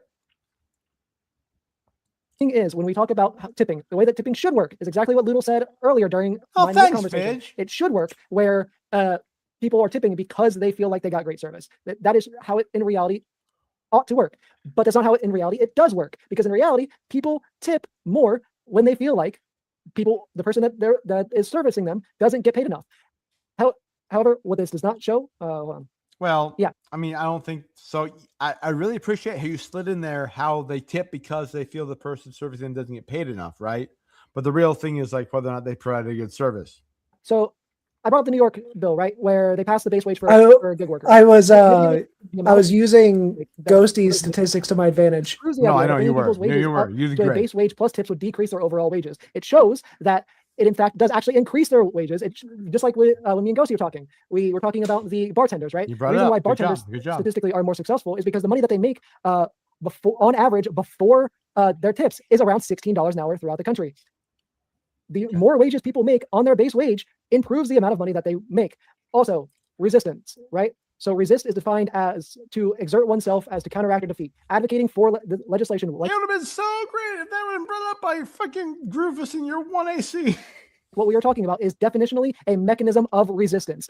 We have groups like the one that I mentioned, One Fair Wage. They are currently going around in multiple states, Colorado, Arizona, California, Illinois, Maryland, New York, Ohio, Pennsylvania, advocating for getting rid. Like, so my wife just came and flipped me off. So we have like literally 3 minutes before we have to go. But like just going forward, like if you're with a team like this in the future, Vidge, like I would like if I was like coaching like your group as a team, you should go first and you should give all the definitions because you are so much more grounded in like logic and knowing what definitions are. You could set the table for your team so much better. Like everything you're saying in your closing. I know, right? I know. Okay, go ahead. I usually end up going either first or last. And like there's a reason why like in 3v3s, like if you look at my standings for the past couple of seasons on radishes, I've only lost like two, maybe 3v3s. While I've won like 6, like I was all like at this point, like this was the first one that I had lost in several months. Like so I've only lost 2 3v3s on radishes. I think they're both against me, huh? No, I lost the very first one that I did, and then I lost this one. And I had won like 6 or 7 3v3s in a row because I am so good at strategizing on 3v3s. All right. But maybe you were but a learner. Now I am the master. Just joking. But I'm saying like what you're bringing up in the closing argument here is very good, but it would have been so much better of an opening argument. That's fair. I think what you're saying in your closing is a great opening argument. It's just too little too late in a debate strategy standpoint is my point. And that's fair. Yeah. So let's finish it up here. And then I have 2 minutes before my wife stabs me in the eyeball with a flathead or, hey, chat, flathead or Phillips screwdriver does my wife stab me in the eyeball with. Let's go, chat. Of the 2-tiered wage system that we currently have where servers and service workers are paid less from a base pay. They're advocating for service workers to get the minimum wage as a base wage and then tips on top of that. This will improve, as we have seen with the New York legislation for gig workers, it will improve and make people earn more money. And that should be the goal. It also will change the culture to where tipping is more focused again on whether or not somebody is providing you good service. It is currently not that, and it should be that. Cool. Hey, good work, Vidge. I just think that was a much more effective opening argument than it was a closing argument. No offense. Well, a lot of it was responding to points that were made.